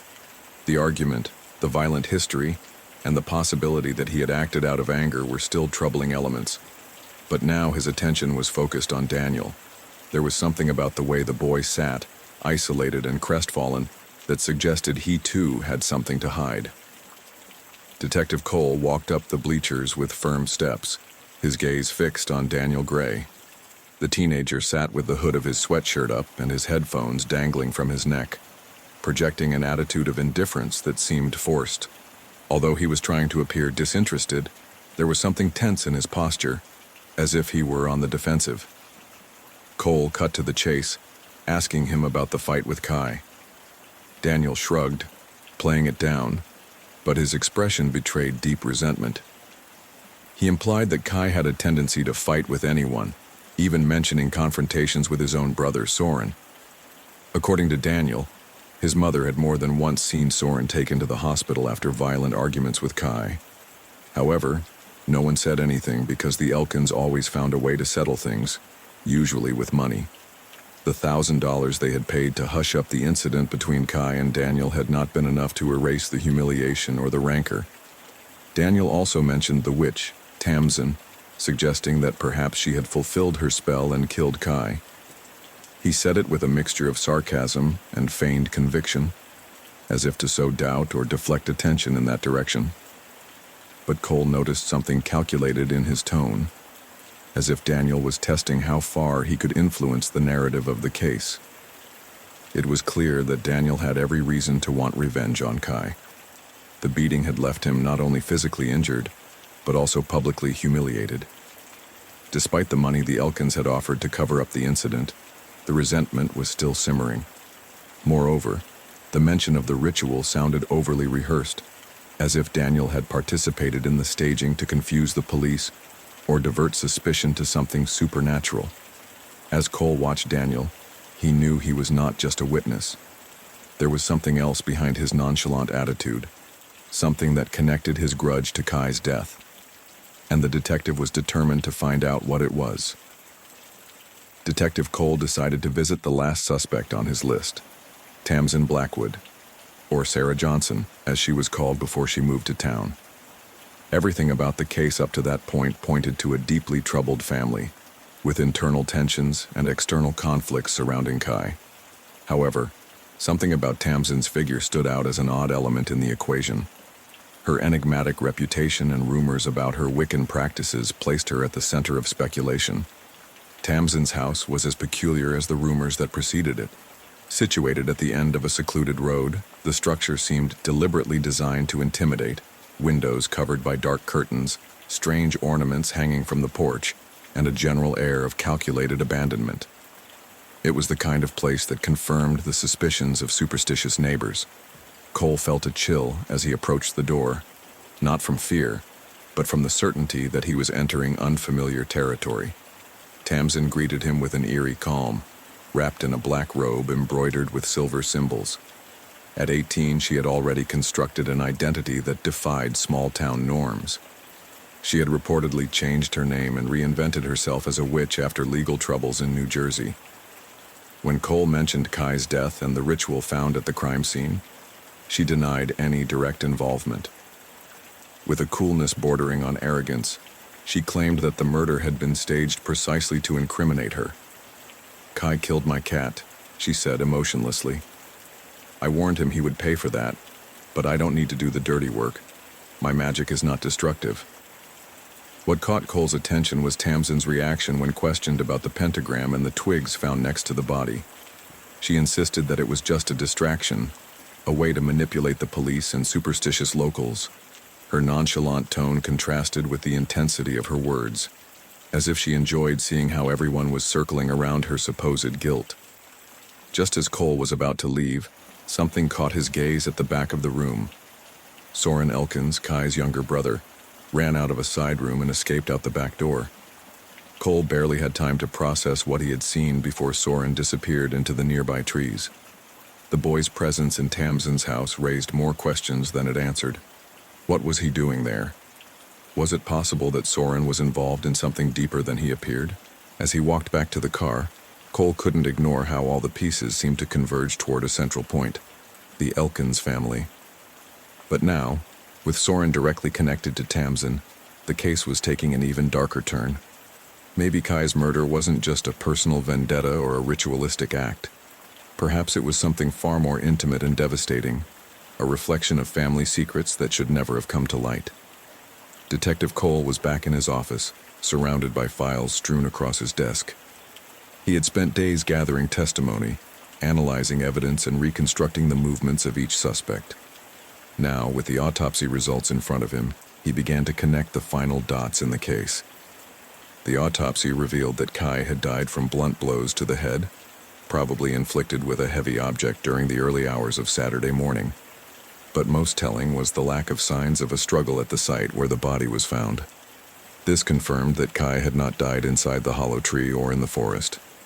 He had been killed elsewhere, and then moved there to stage the ritualistic scene. The detective sighed deeply as he closed the file. Detective Cole called Soren Elkins into the interview. Kai's younger brother entered visibly upset. His hands were shaking and he avoided looking directly at the detective.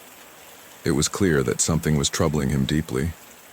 Before Cole could ask any questions, Soren stepped forward, pleading in a desperate tone not to reveal that he had seen him at Tamsin's house. He knew his father would not tolerate such closeness, and the very thought of being found out seemed to terrify him.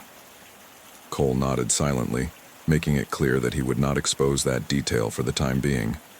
Then he asked him why he was visiting Tamsin, knowing that his family disapproved of that relationship. Soren lowered his gaze, his voice barely audible as he explained that at Tamsin's he felt safe. The detective changed course, wondering if he had ever, in the midst of constant fights with Kai, lost control. Perhaps a confrontation had escalated too quickly, ending in an outcome he never wanted. Soren reacted immediately, standing up with clenched fists, his face flushed with anger. He vehemently denied that Kai had ever touched him, as if the mere insinuation was an affront. It was then that Cole understood everything. The truth was there, in the intensity of Soren's refusal. Detective Cole let Soren go and called Dorian into the interrogation room. Kai's father entered with his usual stiff, controlled posture, but his eyes revealed a shadow of concern. Cole began to piece together the facts bluntly, watching every change in Dorian's expression. The night of the fight, Dorian had received a call from Coach Stratton, who told him about the confrontation with Kai. That infuriated him, and when he got home, he confronted his eldest son. However, what really sparked his fury was not the argument with Kai, but the discovery that Soren had been visiting Tamsin, something he had always deeply disapproved of. He tried to hit Soren, as he had done before, but this time things were different. Soren had said something crucial during the interrogation. Kai never touched him. That confirmed that the hospital visits were not because of fights between the brothers, as everyone had assumed, but because of Dorian's abuse. But Kai was no longer a helpless child. He was bigger, stronger, and that night he decided to stand up to his father to protect Soren. Dorian shifted uncomfortably in his seat as Cole laid out the truth. His jaw was tense, as if he knew he could no longer hide what had happened. The confrontation between father and son escalated quickly, as it always did in that broken family. This time, however, it ended in tragedy. Dorian remained silent for a moment, his hands trembling on the table. Finally, he lowered his gaze, unable to face the truth that had just been exposed. Dorian, visibly shaken, began to speak in a cracked voice. He told how it had all been self-defense. That night, Kai confronted him with a fury he had never shown before. His eldest son hit him, knocking him to the ground. Desperate and feeling cornered, Dorian saw a key nearby, picked it up and, in an impulsive act, used it to hit Kai over the head. Detective Cole watched Dorian's hands shake as he described the moment. It was clear that the father had not planned to go this far, but the violence within that family had always been a cycle from which no one could escape. What began as another episode of the frequent confrontations between father and son ended in something irreversible.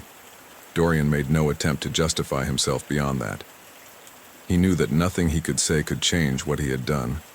The weight of the truth seemed to crush him as he sat there, crestfallen, under Cole's watchful eye.